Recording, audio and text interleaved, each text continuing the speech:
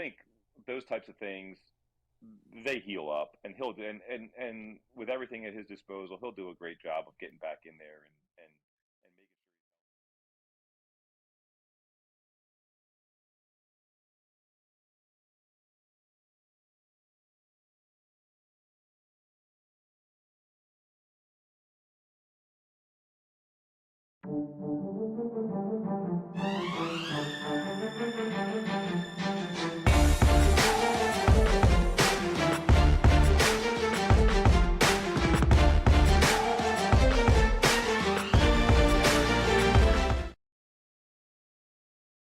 Jay Crawford, Adam the Bull, Garrett Bush, Tyvis Powell, Jason Lloyd.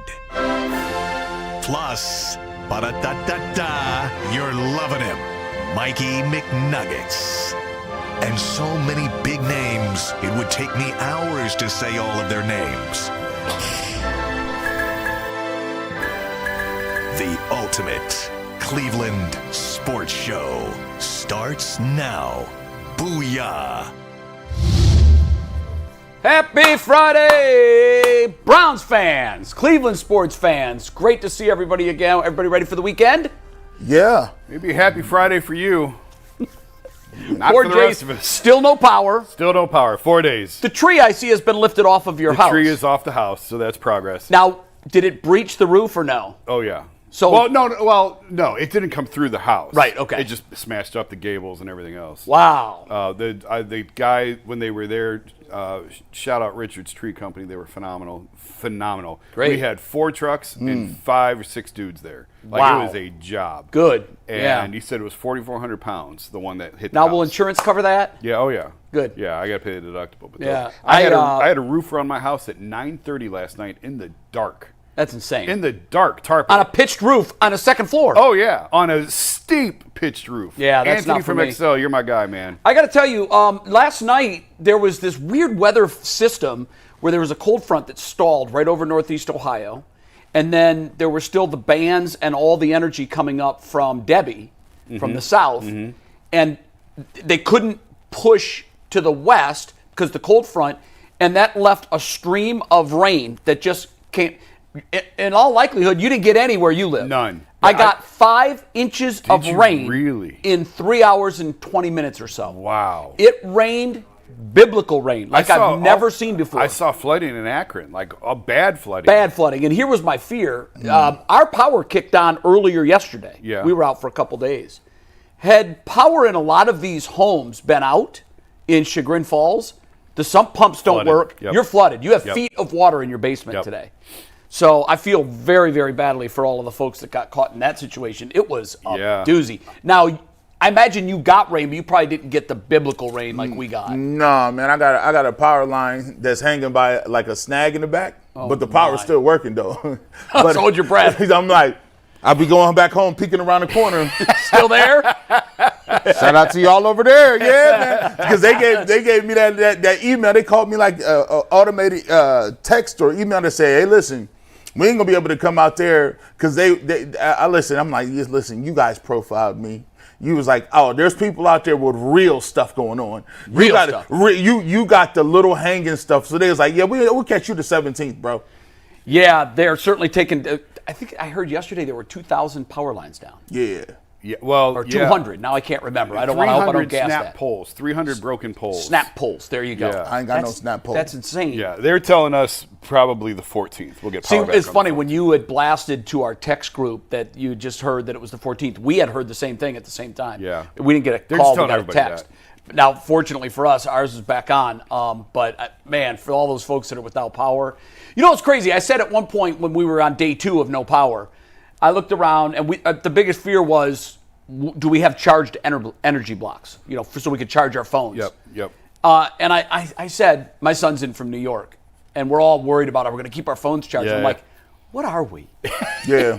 This is almost gross. Yeah. Like, how the hell did the Ingalls do it on Little House on the Prairie? They didn't have power and they didn't have phones to look at. Boy. And today, if people go like 10 minutes without looking at their phones, they start to shake. I know. Hey, I got a generator. I bought a generator the night the power went out because we didn't have one previously. Where were you able to get one? At right up the street at Lowe's. You bought the last one, I bet. So it was weird. I think I may have told this already. I'll be quick. So I bought this as a brand I'd never heard of. The Generacs, like the brand That's name, top of the line. They were out. Yeah. So they said, well, we have this one. I was like, well, all right, I guess I'll take that one. I got it home, could not get it to start. So I threw it in the truck. It was like 9:47, closed in 13 minutes. I'm like, if I don't get this now, we're going to lose all the food in the refrigerators. And so I sped back, and there was 4 Generacs sitting there. I'm like, where did these come from? They said, we found them in the back after you left. So I got one of the Generacs. Good. Okay, good. So apparently there's a way that you can wire these things into your electric panel. Yeah, be careful. Well, yes. So if you do it right, it's like you have full house power. Yes. If you do it wrong, you burn down your house. That's yours. Absolutely right. Yeah. So, leave that to I hope you got a trained professional for that. I'm on YouTube. No. No, hey, you get desperate. I can hear Jay now in the insurance hearing. I went to YouTube. Listen, and everybody knows there's no disinformation on the internet. And I sourced this thing multiple times. I will say though, those YouTube tutorials are really good. Yeah, they're really good. We love YouTube around here. If you want to Maybe find out just how to change your oil in a 1989 Husqvarna XK47 250 lawn tractor, there's 20 videos up there on how to do it. All right, a lot to get to today. The Browns finally open their preseason. That'll be tomorrow night. Jameis Winston. He's already I don't know that he's my all-time favorite Cleveland soundbite, but he is without question. Well, I don't know all time because we've had some good ones. Yes. But he is, without question, the current reigning champion of all Cleveland professional sports athletes. He is the one you most want to talk to. We've got some sound from him. We're going to do some Guardians talk. How about Grady Sizemore? Did you see that coming? We were talking about it on the show the other day. I didn't see that coming. I didn't either. I had no idea what he was doing. Where Grady at? And now he's leading a team that's only, I think, if my math is right, 61 games under 500. Wow. It's insane. Yeah. All right, we'll get to all of that. First, Mike, what's going on? Are you with power or without power? I have power. Miss Nuggets does not have power. Oh, I'm sorry about her luck. The great divide in society right now. Expediting the moving. I am on expediting the moving. What you mean? What you mean? You got power and she don't got power. This is how it starts. She's got power. I'm going to bring my toothbrush over, Mike, and my towel, and my shower essentials. She just broke the panel. So Hey, I got to come over, honey. Too many pets right now. Little tiny one-bedroom apartment. Wait, she has a lot of pets? She's got 2 cats and a dog. Oh. And in a 1-bedroom small apartment, that's not a lot of space. Is that a deal breaker for you? You seem like your energy went down 3 clicks when you talked about that. In my current apartment, there's not enough space. We could. No, I'm talking. Forget that. No. But it's not a deal breaker. In my current apartment, which I have a lease that does not expire for a while. There's no expedited moving into this lease, and there's no buying myself out of this lease either. So we are. You're just stuck in our current situation for the time being, which is fine. It is what it is. I got programming note. Next Friday, 1 week from today, we are on 10 to 11:30 on YouTube, and 11:30 to 12, we're taping the WKYC segment that will air at its normal time. We are not 11 to 1. We are 10 to 11:30 because we all have to. Tyvus is going to try to go yard on me. Go down to Progressive Field, and we are filming this Jay versus Tyvus Tyvus is talking so much mess on you. Oh, he was in here yesterday running his mouth. I literally. Here's for me the payoff shot is to see the knees buckle. Is he a lefty? No, he hits righty. Okay, good. Yeah. I don't want back foot sliders are fine, but the knee buckling curveball is my favorite. So just so everyone knows, we're going to tell you every day next week this is going to happen. So I do not want to see any tweets. I don't want to be any emails. I don't want the chat to say what's going on. We are on 10 to 11:30 on YouTube, and then we will be on 12:30 to 1 on WKYC, our normal Friday slot. But we are moving it up an hour because we only have 25 minutes at Progressive Field, which means we have to be at Progressive Field ready to go when they allow us to get on the field. So it's going to be awesome. Shout out to Curtis. We got Curtis's son who's going to do play-by-play for us live. Oh, he is going to do it live now. He's delaying his trip to Columbus. Oh, beautiful. Just because he wants to do it live. So that's great. It's going to be fun. Did you guys hear his home run call, by the way? No. Bazzana's home run call? Yeah, Tyler does a great job. That was Tyler on the call. If you saw the grand slam and you heard the play-by-play, that was Tyler. I heard about 5 seconds into it. We were watching it upstairs. I said, that's Tyler Danberg. Yeah, he does a terrific job. He's great. Him and Logan, I don't remember Logan's last name, they do a great job on the Lake County broadcast. So that is next Friday. Mark it on your calendars. We're going to work on trying to do a live stream for it. Our cameras and our equipment doesn't necessarily it's not perfect for trying to shoot baseball. And Jay, you saw when we were out there. Yeah, it's tough. Those wires, there's a lot of wires that have to be in perfect place when you're fouling a ball. So we're going to try to live stream it. If not, we will give you guys the full breakdown, edited version sometime. I may actually limit my innings tomorrow just to make sure I'm extra fresh for Tyvis. That's awesome. I don't want him. Now, I still won't be able to go full bore because I'll be pitching the next day. So it's really going to be like a bullpen for me, but I think that's going to be enough for Ty. You won't need to go full bore. No, I don't think so. I watched him swing at a stationary ball and miss. So That's crazy. So and I've also watched him swing and miss in softball. Yeah. So just everyone be aware, next Friday we're moving up an hour. But guys, we got a lot to get to today. And let's dive into it after a word from FanDuel. You guys know I love sports. I love them so much. I never want them to stop. But as the playoffs wind down, we get fewer and fewer games, and the sports just aren't sportsing like I want them to. But FanDuel lets me keep the sports going whenever I want. All I have to do is open up the app and dream up bets anytime I'm in the mood. And this summer, FanDuel is hooking up all customers with a boost or a bonus daily. That's right, there's something for everyone every day all summer long. So head over to FanDuel.com/UCSS and start making the most out of your summer. FanDuel, the official sports betting partner of Major League Baseball and the Ultimate Cleveland Sports Show. Jay, you alluded to this a second ago, but Jameis Winston is already becoming a walking quote. He's incredible. Any question you ask him, you are going to get a quality soundbite in return. It's what the media loves. And he was asked yesterday by Mary Kay a question about the scrutiny Deshaun is going through and how much public perception is on every throw he throws in training camp, et cetera, et cetera. Here's the question and Jameis's full answer, which will set up the next part of this conversation. Steve, let's hear it. James, we're scrutinizing every single one of Deshaun Watson's passes, because that's what we do.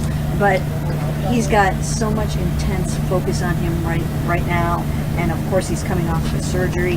How do you think he's handling all that scrutiny, and how are you able to kind of help him maybe block out some of that noise or get through? One of the most iconic roles that I got a chance to witness Deshaun was when he won the national championship against Alabama in Tampa, Florida. And in that game, there were some plays where, man, I saw him get hit hard. I saw him get, beat up, but he persevered. And I think through his whole life, I mean, when you think of the way that he grew up, Deshaun was built for adversity. He was built for resilience. So honestly, I know he respects everyone's opinion, but the most important opinion to him is himself.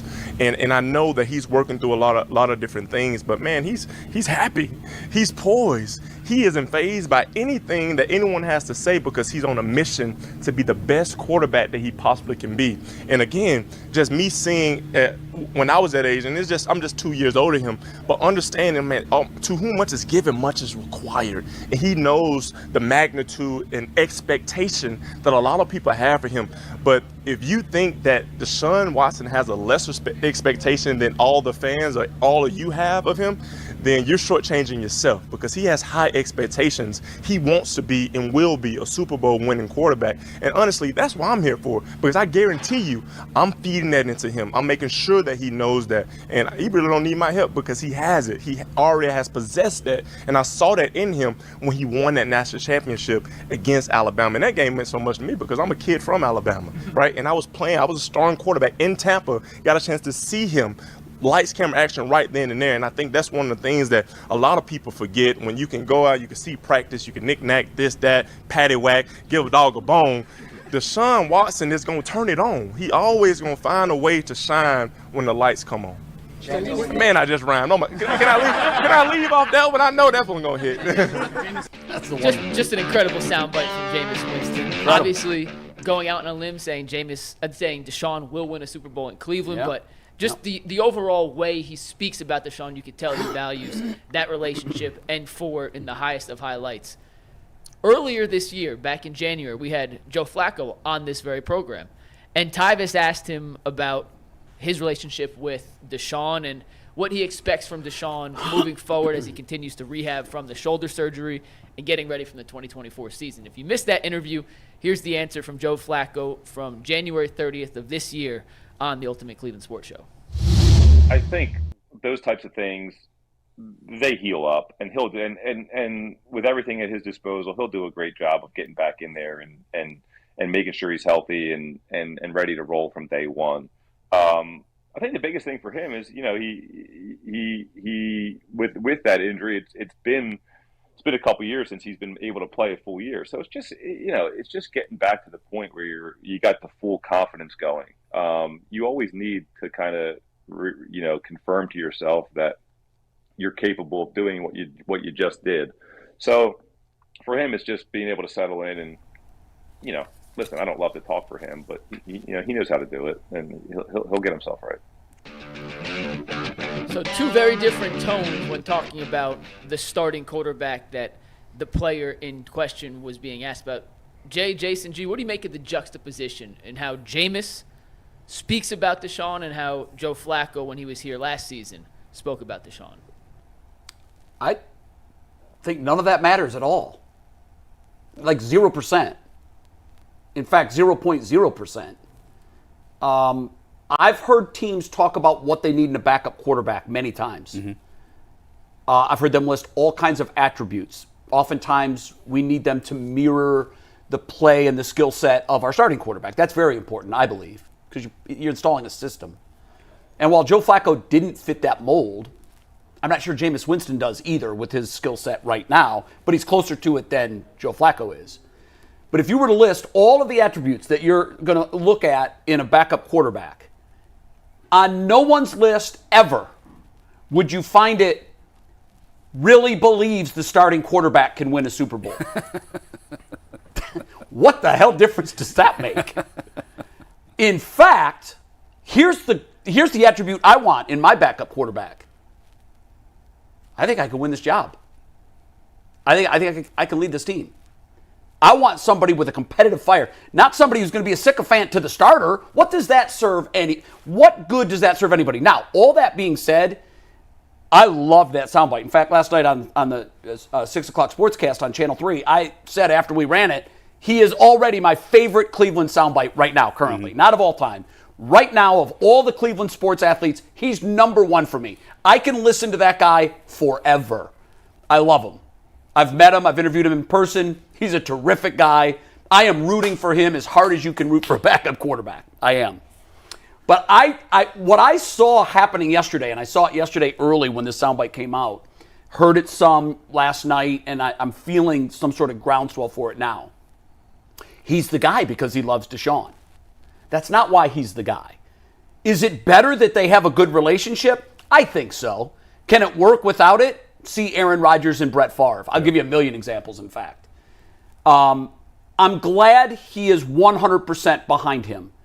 But that's kind of why he's here, which I thought was a mistake, and I said so last year at the decision. When we were talking about the decision of where they're going to go, I said, if this is my team, this is easy. This is easy. I saw it with my own eyes. Joe Flacco can still play football. Mm-hmm. He's the backup quarterback. He sat on this show and said he was willing to come back and be the backup quarterback. I was told by people in the know, oh, he won't be back. He will not be back. And I said, why?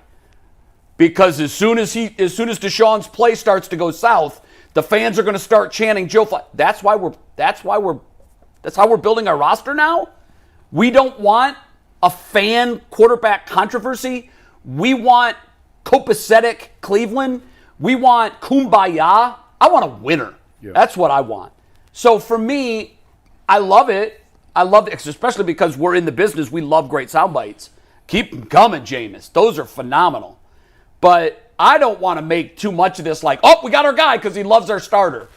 And by the way, I too was at that national championship game, and I too saw the same things with my two eyes that Jameis saw with his. The higher the temperature got in that stadium, the better Deshaun was. That's who he was in college. I'll never question that. I'll never, ever go back and try to rewrite history. He was that dude in college. He looked like he was on his way to being that dude in the NFL. And along the way, some very unfortunate things happened. Another thing Jameis said in his soundbite is that he believes fully in himself, and that I didn't see that. We've seen 11 games of post allegation Deshaun, and it looked nothing like pre-allegation Deshaun. So I'm glad he feels that way, but you can't speak that into existence. And also, and I'm curious to get your guys' thoughts on this, I don't think you do your starting quarterback any favors when you say with your chest that he can and will win a Super Bowl in Cleveland. That's just more logs of pressure on the fire for Deshaun Watson. And I don't know that we need to go that way right now.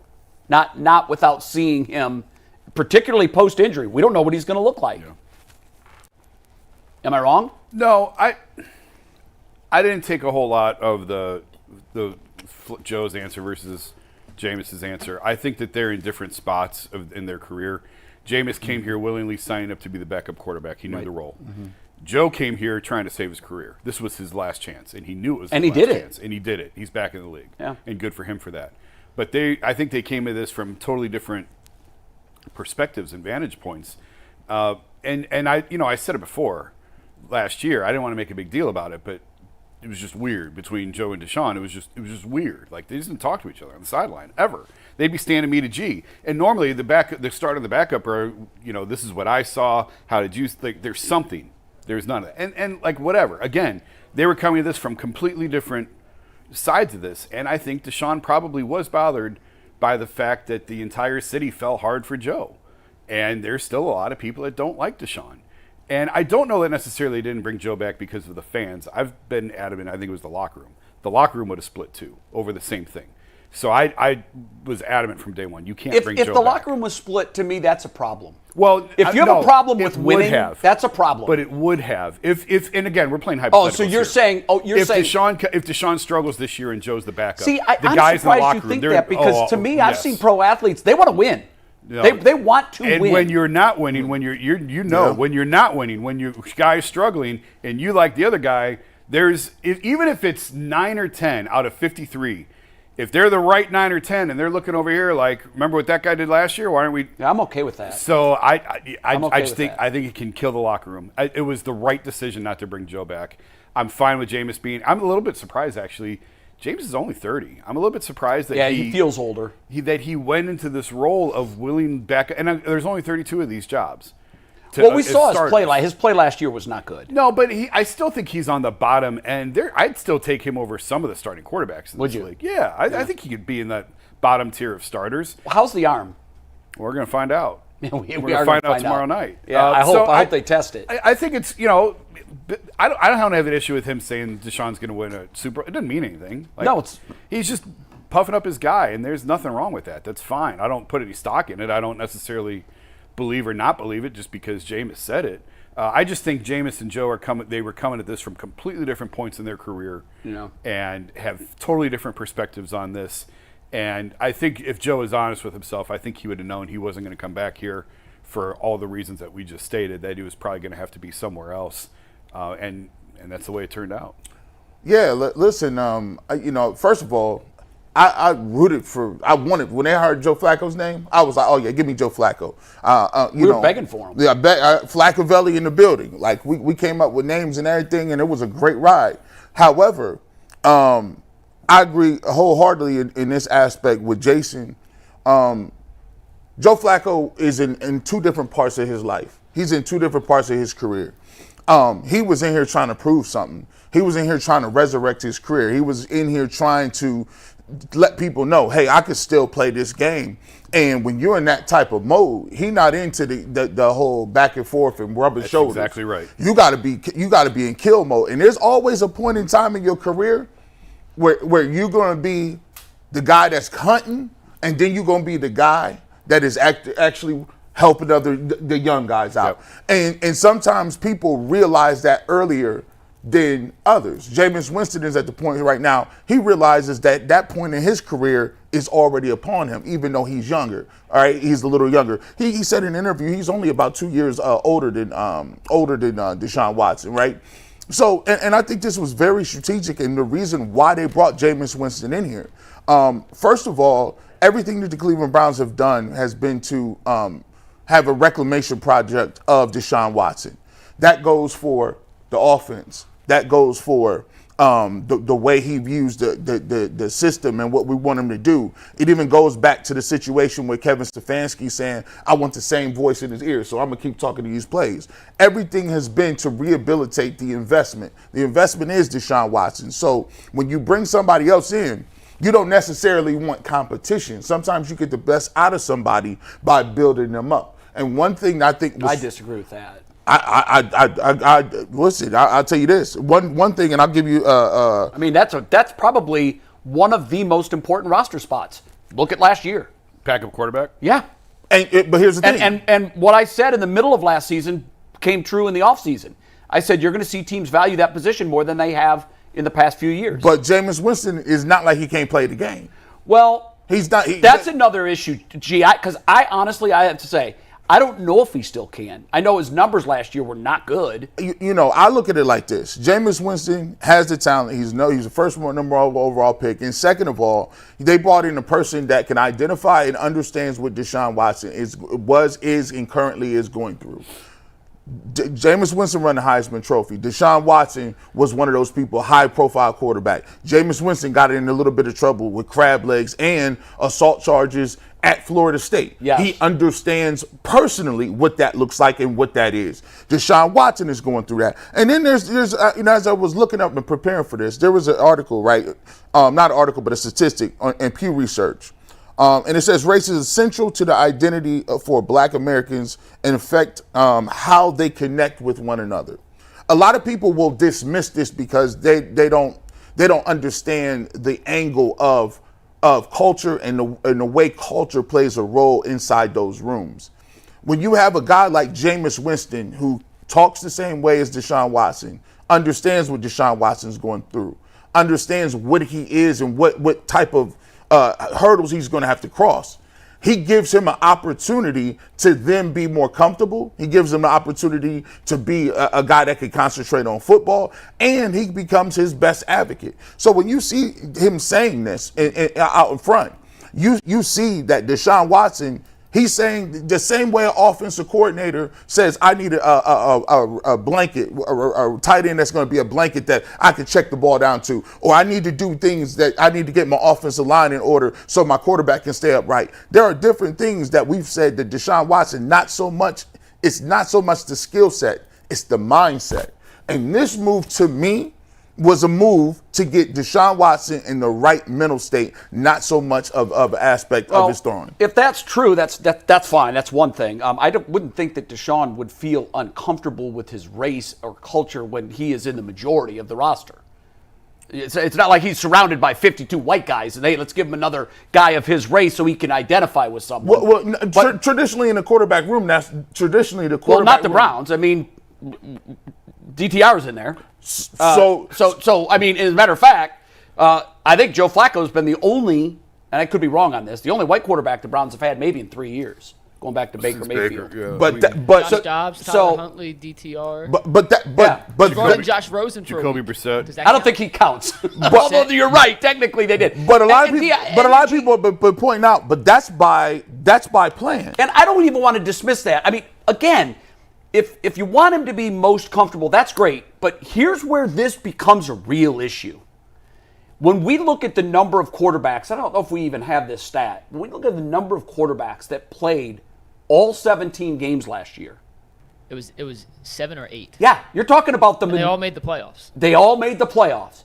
In all likelihood, there's going to be a time this year when Kevin Stefanski takes his headset off and looks for Jameis Winston. Mm-hmm. We got to put you in there. Whether it's unlikely will be because of poor performance, it more than likely will be because there's an injury, whether serious or a ding. And I think we found this out last year. I did.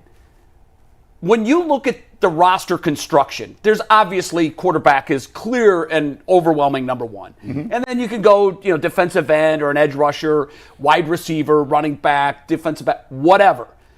Somewhere in that pantheon, the backup quarterback has moved up. Rightfully so, I think. Mm-hmm. Because we even said on this show, and I used to hate when we said this, Bull was mostly saying it, but I hate this because it's a defeatist attitude. Oh, if the starting quarterback goes down, your season's over. Forget about it. And I don't think that has to be the case. I do think that most likely in the last couple of years in the NFL, because of how they have deprioritized that position, primarily because of financials, that's kind of become the case. But what we saw last year, we saw 5 different quarterbacks and one who was on his couch come in and resurrect the season and take us to the playoffs. So I don't like that attitude like, well, hey, you lose your starting quarterback, you're done. I think 2 things are true. I think that was the case 15 years ago. I tend to agree that it's not necessarily the case now because I think quarterback play is better than it's ever been across the board. Yeah, so there's more guys capable of doing it than there were 15 years ago. Maybe would not you say, at though, let me ask you this, level, though, but would at you a say that competent the level. quarterback position is more important today than it was 15 years ago? Yeah, I think it is. I think the game has evolved that way. But I also think that there's more guys, not elite, but competent. You can get competent quarterback play more than... And I agree with that, by the way. And the theory I posed last year on this show, and I talked to executives in NFL teams, and they agreed with me.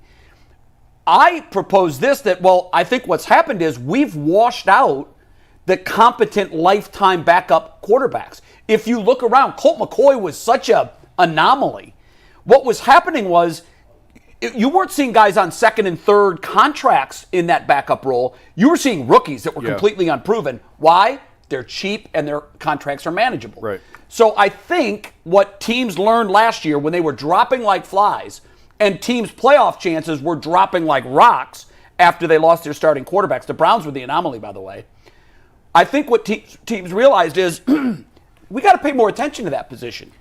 I was with Bull when you starter goes down, your season's over. I agreed with him on that. I don't like that thinking. But though. I am starting. Tell that to your other 52 guys. I know, but they also know that's the reality. Like they also, those guys know. It was the perception. It's been disproven because last year's reality was they got by with a list of quarterbacks that if I had given you in September are going to guide the team, you would have said, we're going 6-11. It's a 3-win team.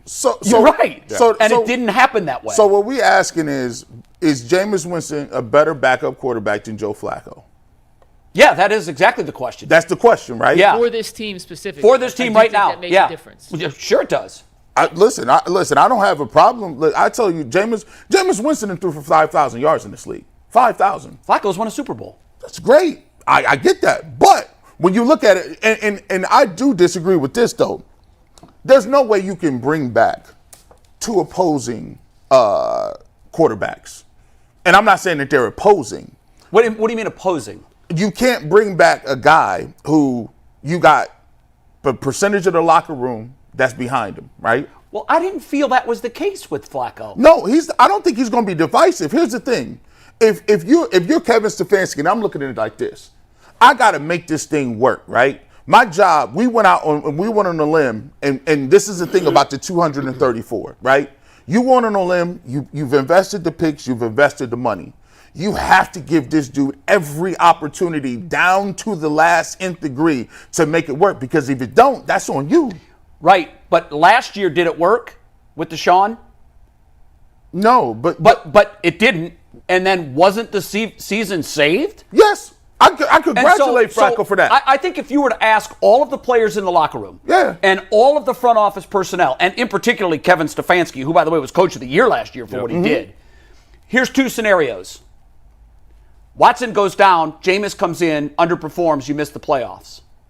Or Flacco's on the roster, Watson goes down, Flacco comes in, does what he did last year, you make the playoffs. I think that's a no-brainer. But I also think it's a huge leap to assume that Flacco's going to do what he did last year, because he hadn't played like that. But we've seen it. He hadn't played like that in years. No, I know, but the most recent sample size we have. He was awful in the playoff game. Yeah. Awful. Yeah. That's why they lost, in my view. They weren't good anywhere, but he certainly didn't help. He was more the reason they lost.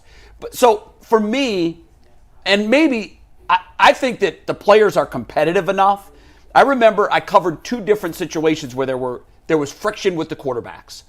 And I remember the head coach, who I won't name, in one situation. The other one was Tony Dungy. He talked about it publicly. The other one did not talk about it publicly, talked about it to me off the record. The off-the-record comments were so telling to me. He said, do you think I'd give a rat's ass if these guys like each other?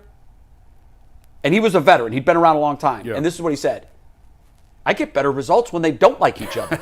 and that's arguable, But he gave me a few examples. Oh, you can do it that way. The Oakland A's hated each other in the 70s. That's exactly right. And the Yankees weren't exactly kumbaya either in the 70s. But y'all gotta listen to, you gotta figure it like this. We all, y'all been in this industry. Yeah, just take TV and radio. You got lead guys all the way. Let you bring another lead guy from another network, right?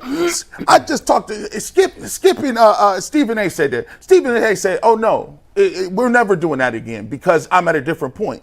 When you got two lead guys, if you bring another lead guy in somewhere, the egos is out of control at that point. They can coexist when you at this level, but it's hard to get two guys when you at this level, especially when you Flacco. He brought a Super Bowl. Well, he won that Super Bowl.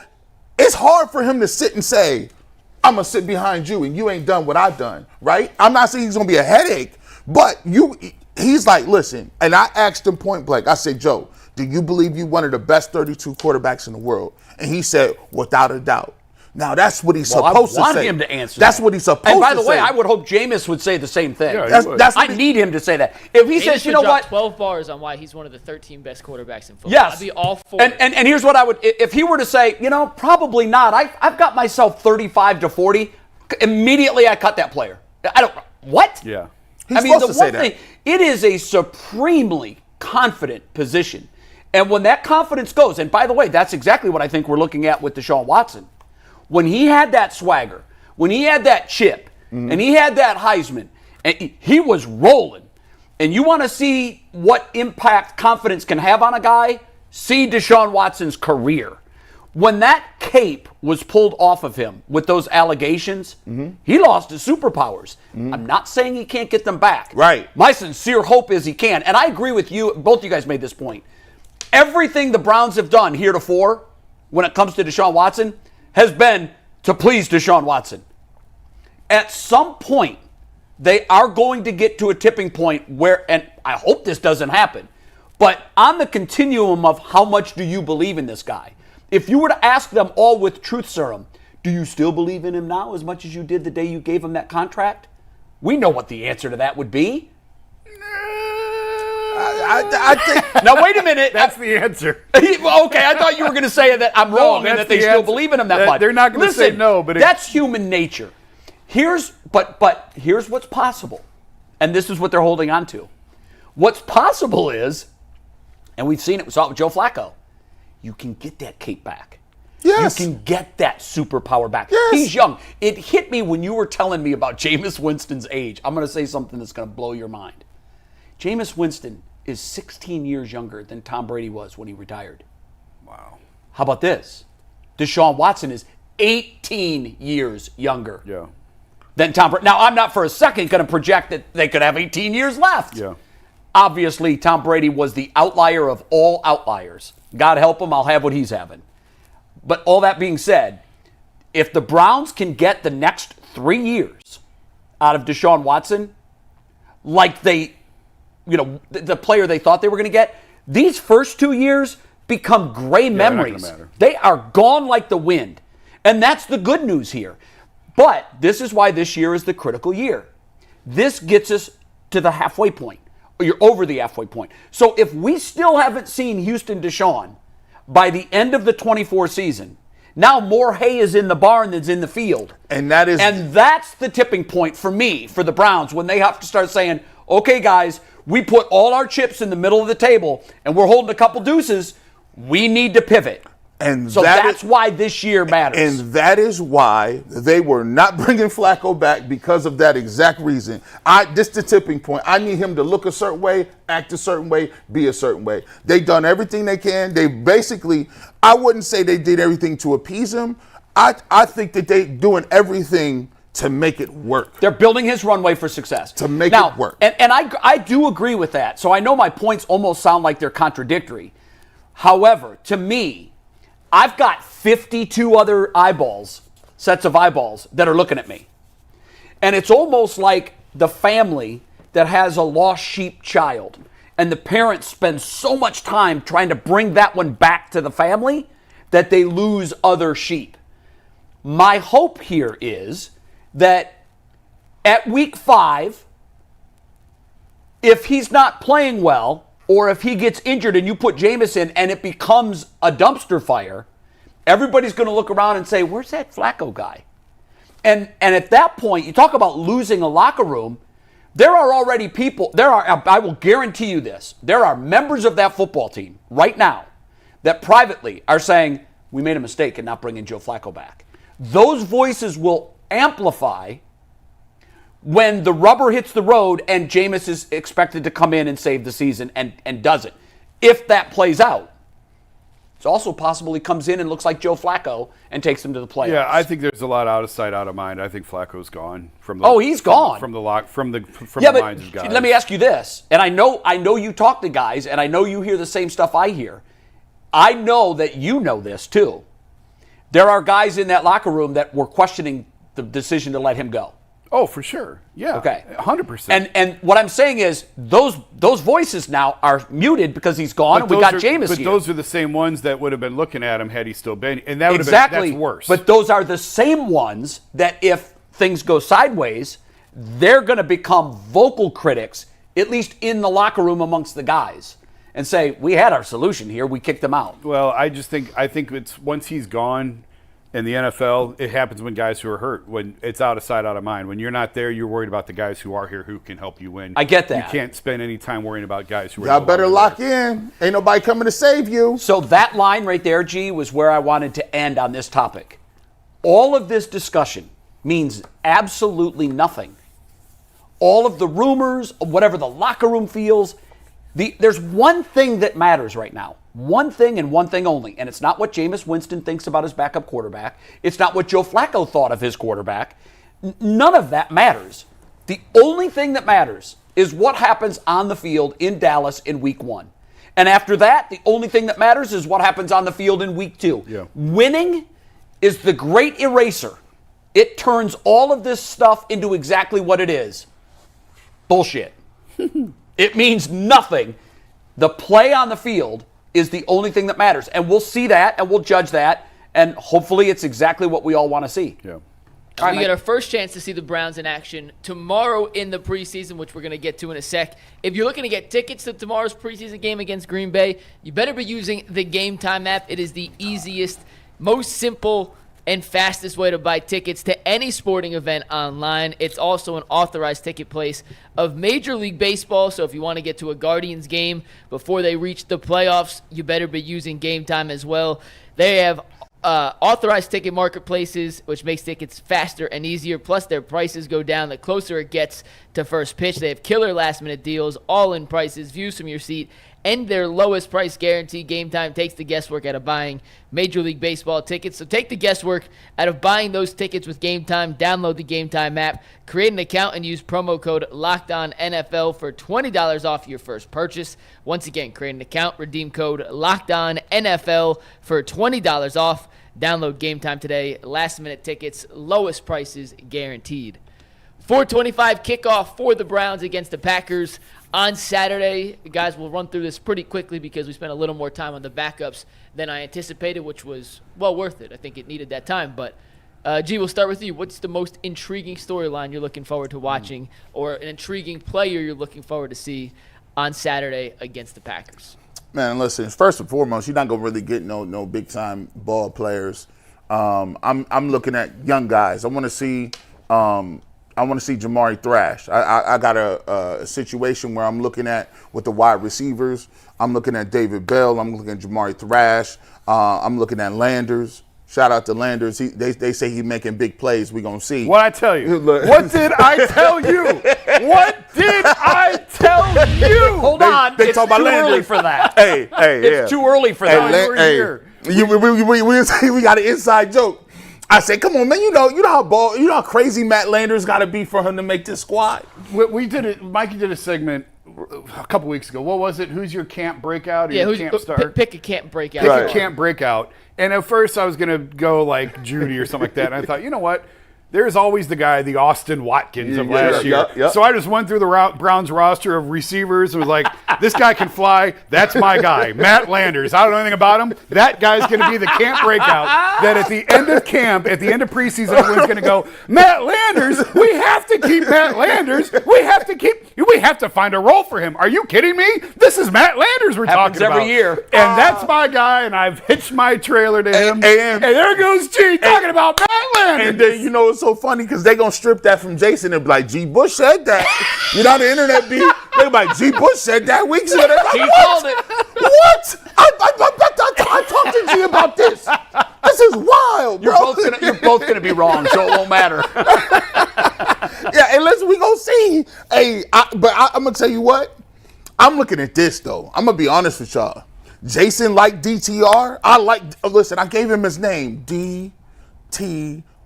It's gonna be a battle with him and Huntley. Hey, Mary Kay came on here and was like, yeah, we got to put him somewhere. We need to put him at Scatback or something. I think that's going to be the battle, right? Because they said both of them was going to play after Jameis Winston, and I think you're going to see a bunch of those two dudes.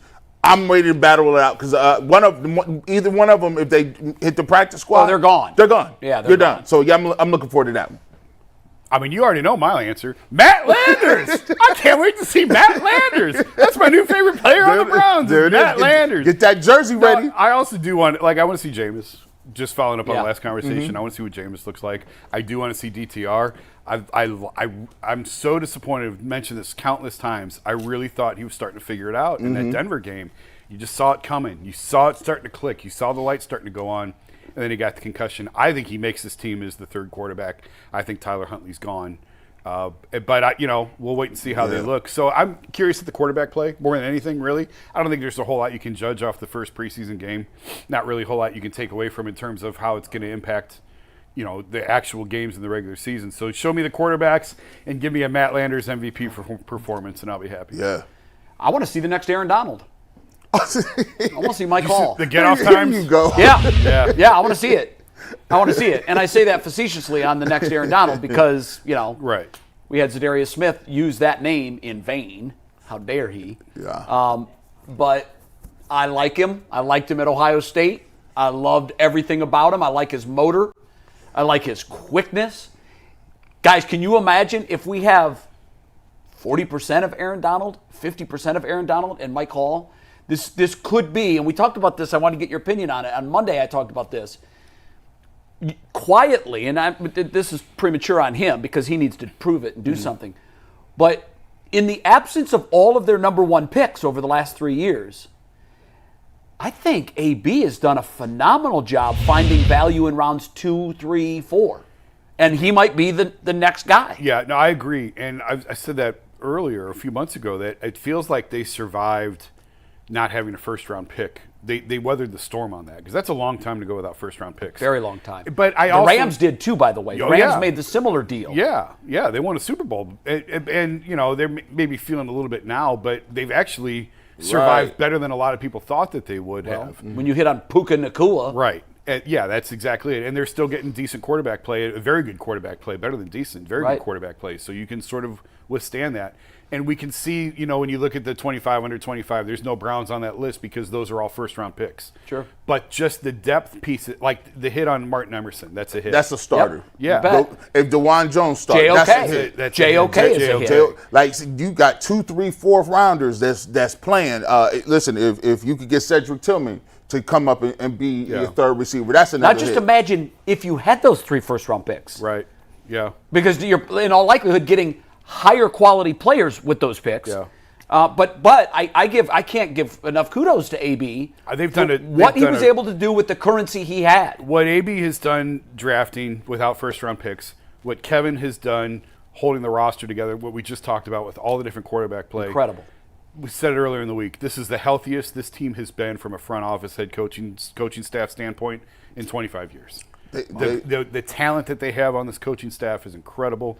The coaches that want to come work for Kevin, the front office's job of being able to find some of these guys, I think they've knocked it out of the park. Yeah, and it's akin to, if I make a baseball analogy, it's like you're calling your closer in the 7th inning of a one-run game, and you need him to go 3 innings for you, Yeah. and he does it. AB has really saved what is currently the Cleveland Browns with the work he's done in some of those other rounds. I wish one of them could have been a wide receiver. That would have been nice. Well, let's see we'll what talk Tillman about does that this in a year. little bit. Speaking of one more name receivers, for you. Jay. One more name. Obviously, Jameis Winston. And Jameis, the quarterbacks, obviously. And we'll have a full breakdown and recap of what happened on Monday's show.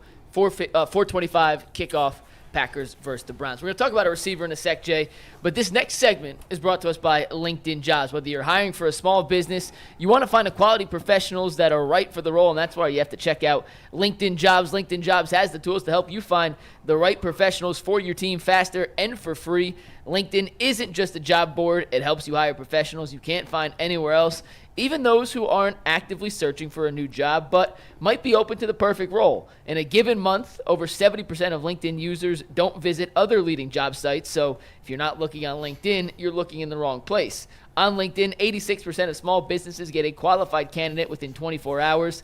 Hire professionals like a professional on LinkedIn. Post your job for free at linkedin.com/LockedOnNFL. That's linkedin.com/LockedOnNFL to post your job for free. Terms and conditions apply. Hey, Mike, are they new to us? Been about a month, but they're Okay. sporadic. It's only twice a I month. want to, this is a totally unpaid, obviously I can't be paid for endorsements, but I want to just give 1 minute and talk to the young folks in our audience about the importance of LinkedIn. I do this at every speech I give, every group I address, particularly the young kids, either high school or college, and even more so college kids that are already gearing to become journalists. I believe LinkedIn is the most valuable tool for young people to find their dreams that we've ever had. You go to LinkedIn, and I tell people this all the time. What do you want to be? You want to be a sportscaster? You want to be a lawyer? You want to be a doctor? You want to be whatever? Engineer? You go in and you type in parameters. You want to see all of the sportscasters in a 5-state area, and you click it, and they all come up, and then you have access to all of them.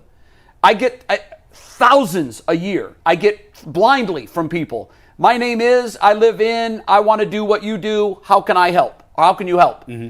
And it gives you an immediate touching point, an access to a career. I always think, I imagine what that would have been like for me if as a kid, I could have blindly reached out to Bob Costas and he might have hit me back. Yeah.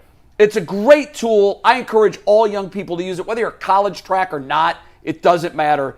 LinkedIn is, I think, one of the most valuable job search tools that has ever been in existence. It's great. I love it. Well said. Well, maybe Ceedee Lamb should post his job status as open because right now him and the Dallas Cowboys are at an impasse. Jerry Jones did a press conference yesterday and said, I'm in no rush to extend CD, to which he quote tweeted that and said, LOL, he's erased all Dallas Cowboys affiliation from I love the social media pettiness, by the profiles. way.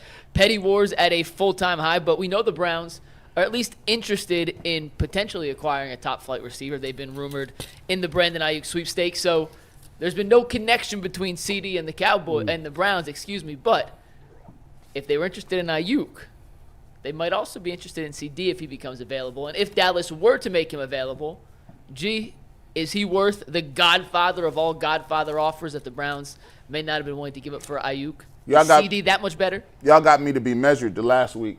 I said, yeah, man. Brandon. I was surprised. I was too, to be honest with you. I was a little measured last week, but we're wearing off on you. but hey, listen, Mr. Kool-Aid came busting through on this one. Like this. Pow! Pow! Kick the door in. Give them everything they want. I got number ones back.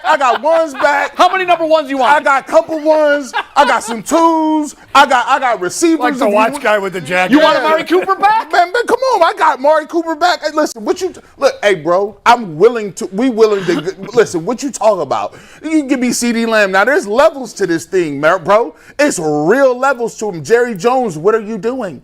You look like you can't get it right with receivers. Why you always breaking up with receivers? You had a love affair with Terrell Owens. Then you had to get him up out of there. Then who's the other dude? The other 88? Who was it? Dez Bryant. You was going back and forth with Dez Bryant, and then you had Amari Cooper. You got rid of him for free, and now you like, oh, there's no urgency. No urgency to get a deal done. That is wild. And you still be giving running backs money. Like, don't you listen to these dudes? They tell me every week you don't get no running back no money. You give Zeke money, Tony Pollard money. Like, come on, bro. They got to figure this out, bro. Look, I got whatever he want. A meal plan. Listen, I'll have my people go get him from the airport. Mom, Dad, Rosie, get up. Get up. Ceedee Lamb is coming. Yeah, get up. You need to ride. You need to get in rent the van. Get the big van. He got people with him. Come on, man. Get 88 spray paint on the side. Right.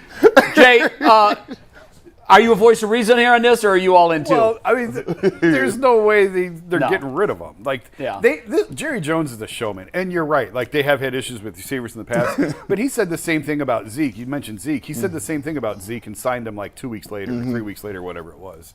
I don't know why he goes about doing it this way, but I've talked to people who are very, like, in Jerry's inner circle people who say he loves to be talked about.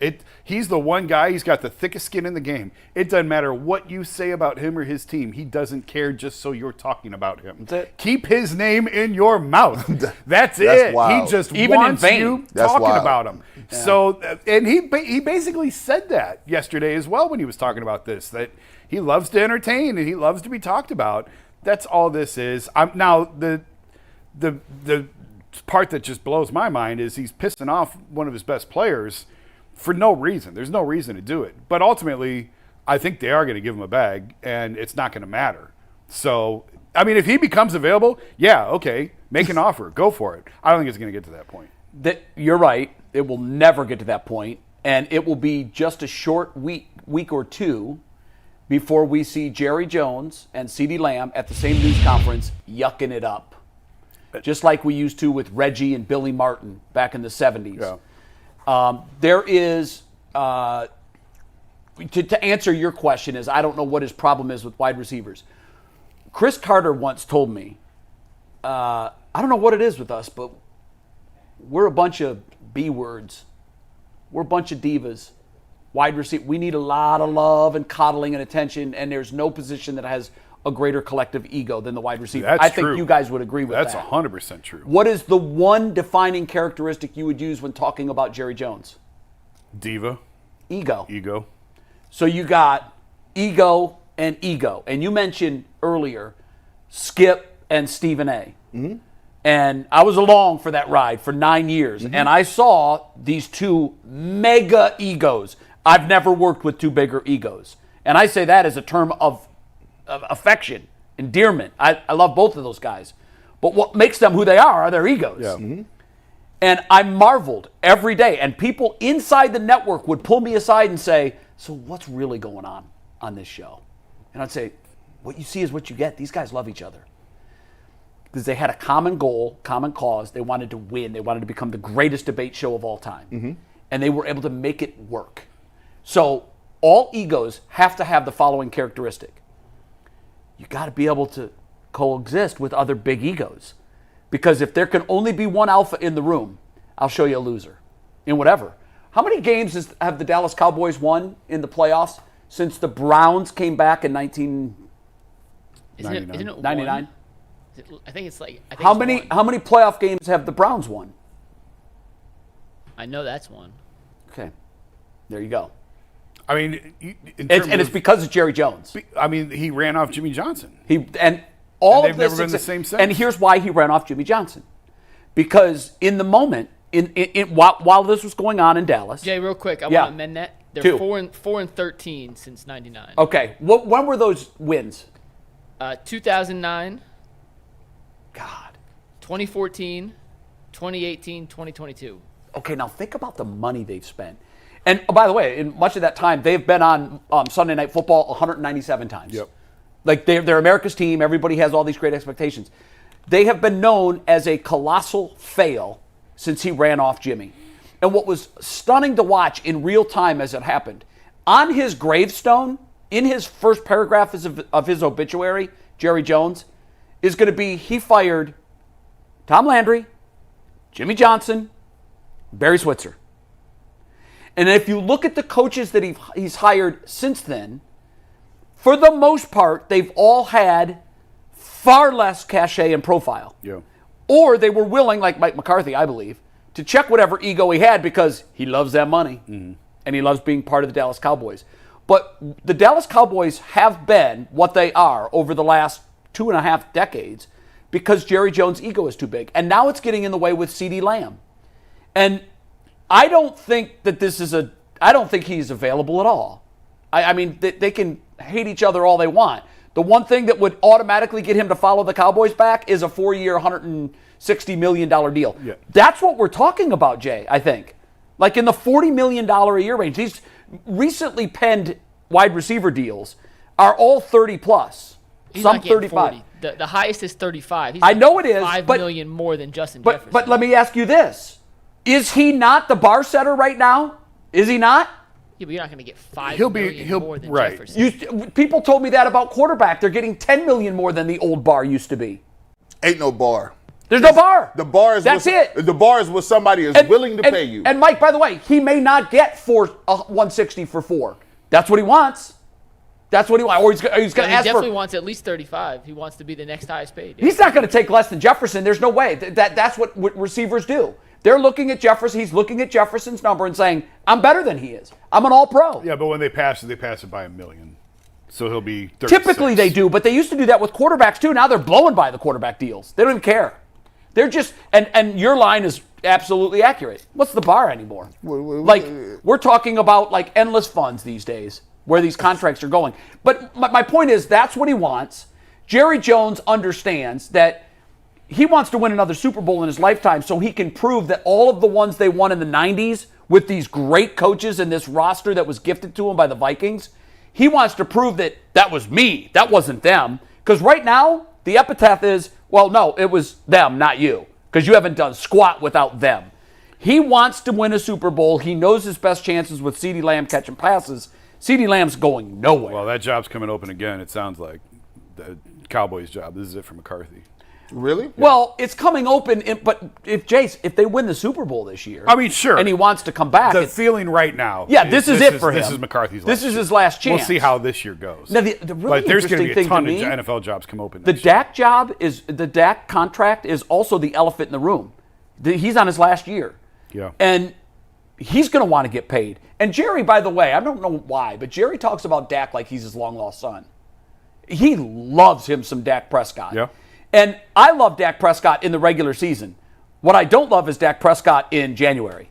Well, and that's why they've had no success in the playoffs. Well, I will say this, man. People don't like what they don't like, but good luck finding quarterbacks because they don't grow on trees. Elite ones are. You slipped up on Dak. Let's be truthful. You third, like Dak been trying to get paid since he was a third round Do you follow pick. the fan base of the Cowboys? Because I know you lived in Texas and you're up on. I mean, I have friends who like the Cowboys. Let me ask you this: would you say the average Cowboy fan, or let's just say out of the Cowboy fan base, split it?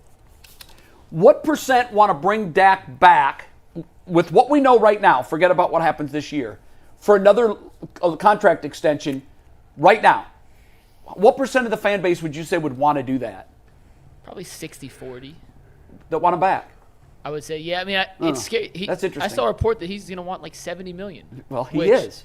And the Cowboys not only do have Ceedee Lamb, who wants to reset the wide receiver market, they have Micah Parsons, who wants to reset the defensive end market, and they have Dak Prescott, who wants to reset the quarterback market at the same time. You got to pick your poison. That's who are you going to pay? Because I don't know how you pay all three of those. Okay, of those three, let's rank them.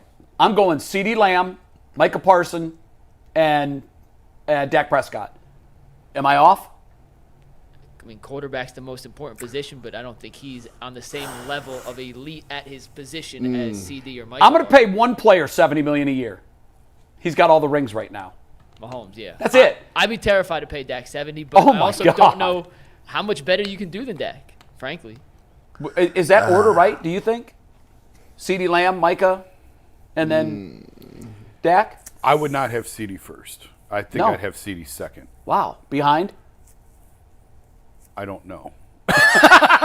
You just can't put him first. It's very. That's why. Shout out to the Browns. I think Micah's probably the best at his position. I think the Cowboys could fool themselves into thinking they can find another quarterback because this is twice now with Romo and Dak.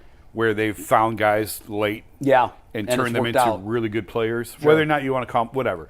Those were two really good NFL quarterbacks. Yeah. And I think Jerry probably looks at this as, we've done it twice, I'll do it again. That's why I give the Browns credit. That's an ego right there. They got some of the same type caliber like Myles Garrett signed. You know, they found a way to get Amari Cooper. They found a way to get Jerry Jeudy signed. They gave Deshaun Watson his money, right? I don't know. Nick Chubb seems to be Nick Chubb, at least for now. Nick Chubb, they signed him up. They done found a way creatively to lock up their people. We've never had to have this conversation where it's You're like literally, though, the receiver, the pass rusher, or the quarterback. You're talking about three guys in the top 3 or 5 maybe at their position, and at I all think of the them. only one that doesn't belong in that top 5 is Dak. Yeah, the Browns have smartly and strategically, at the same time, getting lucky. Both can happen at the same time. Yeah. Have paid guys before they have reached the level of trying to reset the market. Right. That's what they did with Jerry I think Jeudy strategically. Here. And that's what I'm saying. But also, they've gotten lucky that Njoku paid out, because if the players don't pan out, then it's obviously an overpay. They've hit Right. on those, and they've restructured the right contracts. Yeah. Which the They Dallas have. Cowboys, for a team that's as valuable as they are, the most valuable franchise in American sports, spends almost the least amount of actual money on their roster. I think they were 30th last year in actual cash spent on the roster. The Browns, on the flip side, were number 1 in 2020. And Jerry has that oil money. Now. Yeah. Well, I mean, yeah, it's still, the cap is the cap, but to your point, Mike, the Browns, I've talked to people in the Browns who, when you believe in someone, you get in first, not last. Get in first. Be the first one to hand them that contract. Don't be last. And Yeah, no, I like that approach. Baltimore learned that the hard way with Lamar. Yeah. And Buffalo got in early with Josh Allen. Baltimore came late with Lamar. But when you believe in the Browns, the minute they had the opportunity to extend Nick Chubb, they did. The minute they could extend Miles, they did. The minute I they think could they've with been very Baker, smart with they that. did not. And that, Yeah. to me, I said that at the time. Look at what they did with all these other guys. The minute they could, they extended them, except him. That told you all you needed to know about him. Get that JOK deal done, please. And by the way, I still think that That's next, and that's going to tell Yeah. you. That will tell you Please. if they believe or not. yeah. If it happens.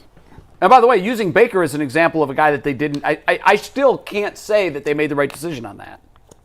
I would not have given him what the going rate was at the time. I would not have given him that money. We'll never know how much less he would have taken. Yeah, we won't. I would not because have it given didn't him- it didn't get to that point. I wouldn't have given him the 30-35 at the time. that Look at quarterbacks what were making. 30 look right now. Look at what that looks like. It's less than Daniel Jones. A bargain. 30's a bargain contract. That's It's cheap. It's crazy. unbelievable. Which I can't believe we're saying that because 5 unbelievable. years ago that was the bar, Yep. and Yep. now it's double plus that. And that goes back to the Browns' point of when you know, get in early. Get in early. yeah. All right, speaking of getting in early, there's a business proposal I want to pitch to you guys about getting in early that we might be able to make some nice dividends on, and that's going to be sponsored by FanDuel. You guys know I love sports. I love them so much. I never want them to stop, but as the summer winds on, we get fewer and fewer games, and the sports just aren't sportsing like I want them to. But FanDuel lets me keep the sports going whenever I want. All I have to do is open up the app and dream up bets anytime I'm in the mood. And this summer, FanDuel is hooking up all customers with a boost or a bonus daily. That's right, there's something for everyone, every day, all summer long. So head over to FanDuel.com/UCSS and start making the most out of your summer. FanDuel, the official sports betting partner of Major League Baseball. JG, Jason, I'm not sure if you guys saw this over the weekend, but Pitbull, the world-renowned artist, bought the naming rights to FIU Stadium. It will be called the Pitbull Dome for the next at least 5 years. It should have been the Dale Dome, but whatever. It is Pitbull Stadium, and as part of that, he is the official ambassador of FIU. You can drop it. Social News Desk is messing up. Screw Social News Desk. They suck. I hate them. I can't believe we left tag board. Whatever. Can we go back? No, we can't. Tegna made the whole switch. Whatever. I'm now mad at technology again. Pitbull bought the naming rights to the FIU stadium. The Browns are opening up their own stadium. It certainly won't be called the Social News Desk Stadium. I can assure you that. Maybe we can name it the I hope they buy the UCSS naming Stadium. rights just for you. But I just want to have a little fun for 5 minutes, then we'll talk Guardians. Give me a right answer and a wrong answer. Who should be and who should buy the naming rights to this new dome they're building out in Brook Park? Well, the wrong answer is Machine Gun Kelly. I actually thought of him. Yeah.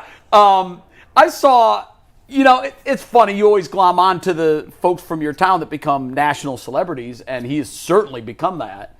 But it's always funny to me when like politicians bring someone like that in, who, by the way, is a perfectly fine human being, but it's the name that probably they wish they didn't have. Machine Gun Kelly. These are the same people that are buying broken guns back from citizens. Hey, let's elevate Machine Gun Kelly as our guy.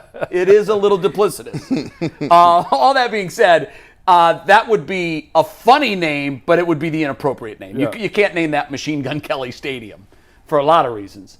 On the other end of it, like what would be that? I had a real hard time coming up with like what it should be. Yeah.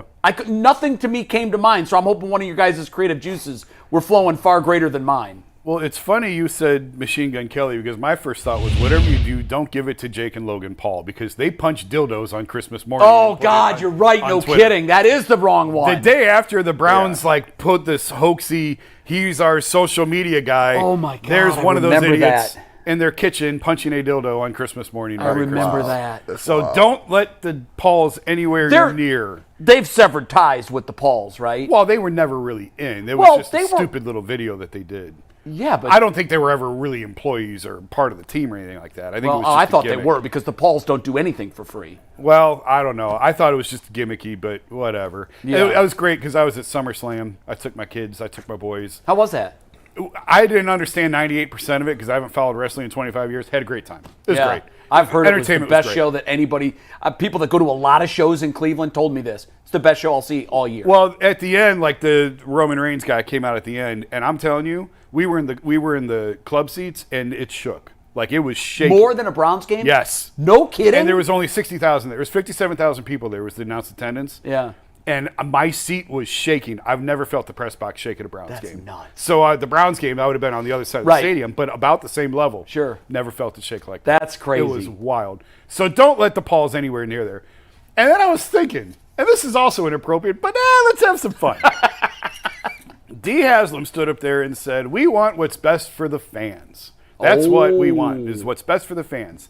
So sell the naming rights to OnlyFans. OnlyFans Stadium. OnlyFans Dome. Come to Cleveland and come to the OnlyFans where we do it for the fans. Yeah, that probably won't happen either. I love where you're going with that, but that isn't gonna. Can you imagine the Monday Night Football crew comes in here and the opening shot of the stadium, welcome to OnlyFans Stadium in Cleveland, Ohio, where tonight.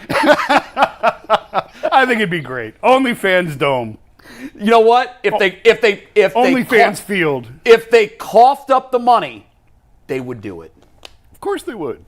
They would do it. That would be amazing. G. Bush, what are you cooking up? I know this is right up your alley. Do you? He still needs a Control-Alt-Delete on OnlyFans Stadium. Do you understand do you understand what our roster like? Come on, bro. We can't even go there, fam. We can't even. We are going to exclude Would all. each player have to open up their own account? Look, man, bro. You talk about breaking the internet. That's wild. That's wild. That's wild work, Jason. That's wild work. They trying to get our stadium canceled before it starts. You thought y'all ain't giving listen, we don't pull the plug. That's how they're going to fund it. $9.99 a month.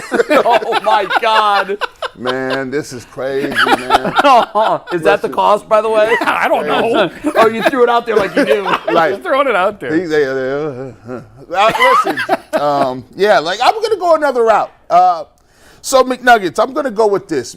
So when I think of these different things as a marketer, I want something to have something tangible. I want to get the money because I got to have a really strong sponsor, but I also want something for the fans so they can name their new stadium. So one of the places that I'm looking to go, I'm gonna go with I'm gonna dial up PetSmart.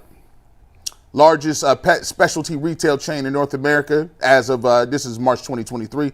Over 1,600 stores worldwide. Company provides a variety of animals for sale of adoption, such as dogs, cats, birds, fish, and reptiles.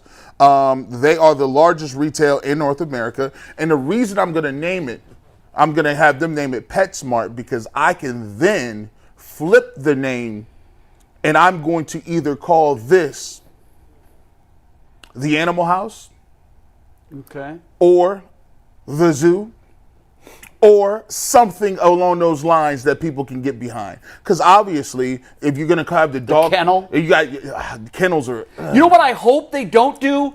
Let's R.I.P. Dog Pound. I could get. I'm 1,000%. I said the dog pound died when that old stadium got absolutely. knocked down. I would call it the They're Animal House. disparaging what used to be the Bleacher Stadium at Old Municipal Stadium in the shadow of the Marlboro Man. The new dog pound's That's a joke. gone. Yeah. There is no dog pound. So let's R.I.P. Dog Pound. Washington doesn't do the hogs anymore. No. Like it was an era. And it's it like happens you're organically. you're soiling the name of it You by are. continuing this Yeah, so nonsense. R.I.P. Dog Pound, please. Well, if you have, here's the issue. If you really want the dog pound to jump, as an organization, you have to do things that spur that. Like you have to, like they don't do a good enough job of like, you can't just say it's third down. That ain't it. That is not it. It's all got to be organic. Nobody, fan stuff. nobody that I know says that is intimidating on third down.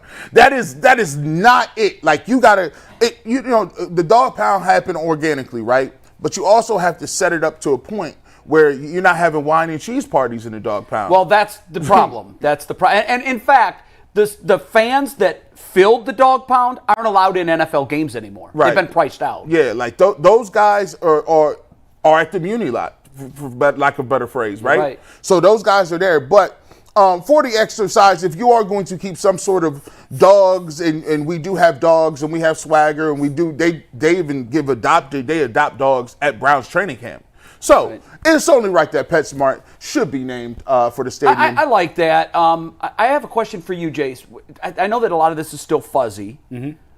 I've heard different numbers on the price tag of this proposed dome. Mm-hmm. I've heard 2.4, I think, and I also heard 3.6. It's 3.6 for the full development. 2.4 Okay. for 2.5 for the dome. Okay, so let's 2.5. Where's that coming from? No. We talked about Go that. back and listen to yesterday's conversation because this is going to be another 20 Well, minutes. no, I'm driving at something here. Maybe half of it's going to come from private funding, from Jimmy himself. Yes. And then the other half is will going to be come from public dollars. State, city, county. Now, city's not. I Brook think Park the isn't state. right. I think the state's going to be the bulk of it. Right. If so, it follows the and I pattern agree of with previous that. cities. Here's my problem with naming rights on a stadium. We're going to be half owners. So does that mean if they get $10 million a year for naming rights, that $5 million of it goes back to us? Oh, no way. Oh, okay. So who takes that? Well, the owners. Of course he does. Yeah. So I'm going to make a proposal right here on the Ultimate Cleveland Sports Show that I hope the Haslams hear and adopt. I've come up with my answer for what they really should name it. Stop the money grab. You don't need the $10 million that you're going to reach over and pick up to name this stadium that we paid for, half of it. It's Jim Brown Stadium. Done, period, forever. Burn it into the side of the building. Wow. It is Jim Brown Stadium from day one until the day they knock that building down.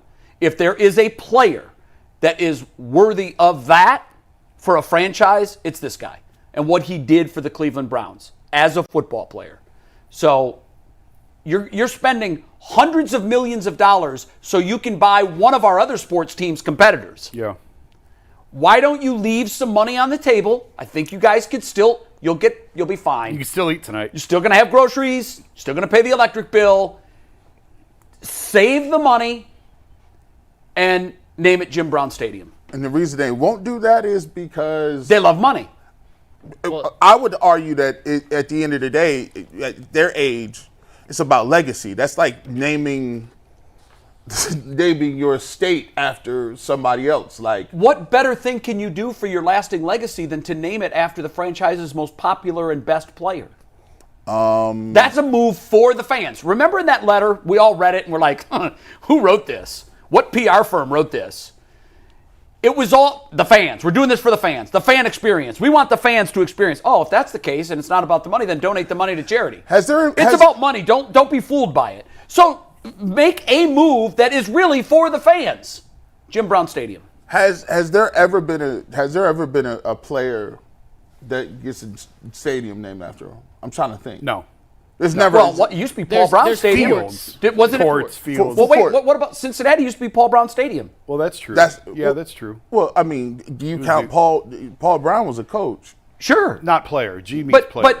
what I'm saying here is that, like, he was the most important person in that franchise's history. Jim Brown is the most significant person in this franchise history. Mm-hmm. Jim Brown Stadium has a nice ring to it. I still prefer the OnlyFans Dome. How about this? Wait, speaking of that, Jay. Jim Brown Field at OnlyFans Stadium.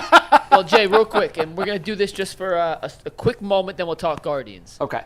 Steve is going to see how good he is with VMix. We're going to see if Steve can deliver on what he just told me he might be able to do. And if he can, this has a chance to be epic. I need you to put back on your ESPN Sports Center hat and give us a read like you are welcoming a Monday night audience to OnlyFans Stadium. I just did. That's what I did. Yeah, I know, but we didn't have the. We need you to do it again. I'm going to need some music. I'm going to need some crowd sound. I'm going to need it hyped up. We're going to see what Steve can do on VMix. So, Steve, you tell me when you're ready, and I'll give Jay the point. Yeah. And we're going to see what Steve could do on the back end just to have a little fun. Then I wish we had a could we take the wide shot right now of Cleveland Brown Stadium? Well, we can't. We're going to play the dome video over top Okay. of it. So, All right. Steve, are you ready? Jay, 3. Wait, do we have music? It's playing right now. It's the dramatic music. I need the Sunday night NFL music. We're not trying to get sued. just bear with us. We're an NBC affiliate. We're going to see what Steve can do. Jay, when you're ready. All right. 3. Okay, let's see 2, 1. Hello, everybody, and welcome to OnlyFans Stadium in Cleveland, Ohio, where tonight the 7-0 Cleveland Browns will take on the 0-7 Pittsburgh Steelers as we swoop live across OnlyFans Stadium. Remember, if you act now, you can get 50% off a monthly OnlyFans prescription. Tonight, from OnlyFans Stadium, it's the Cleveland Browns and the Pittsburgh Steelers.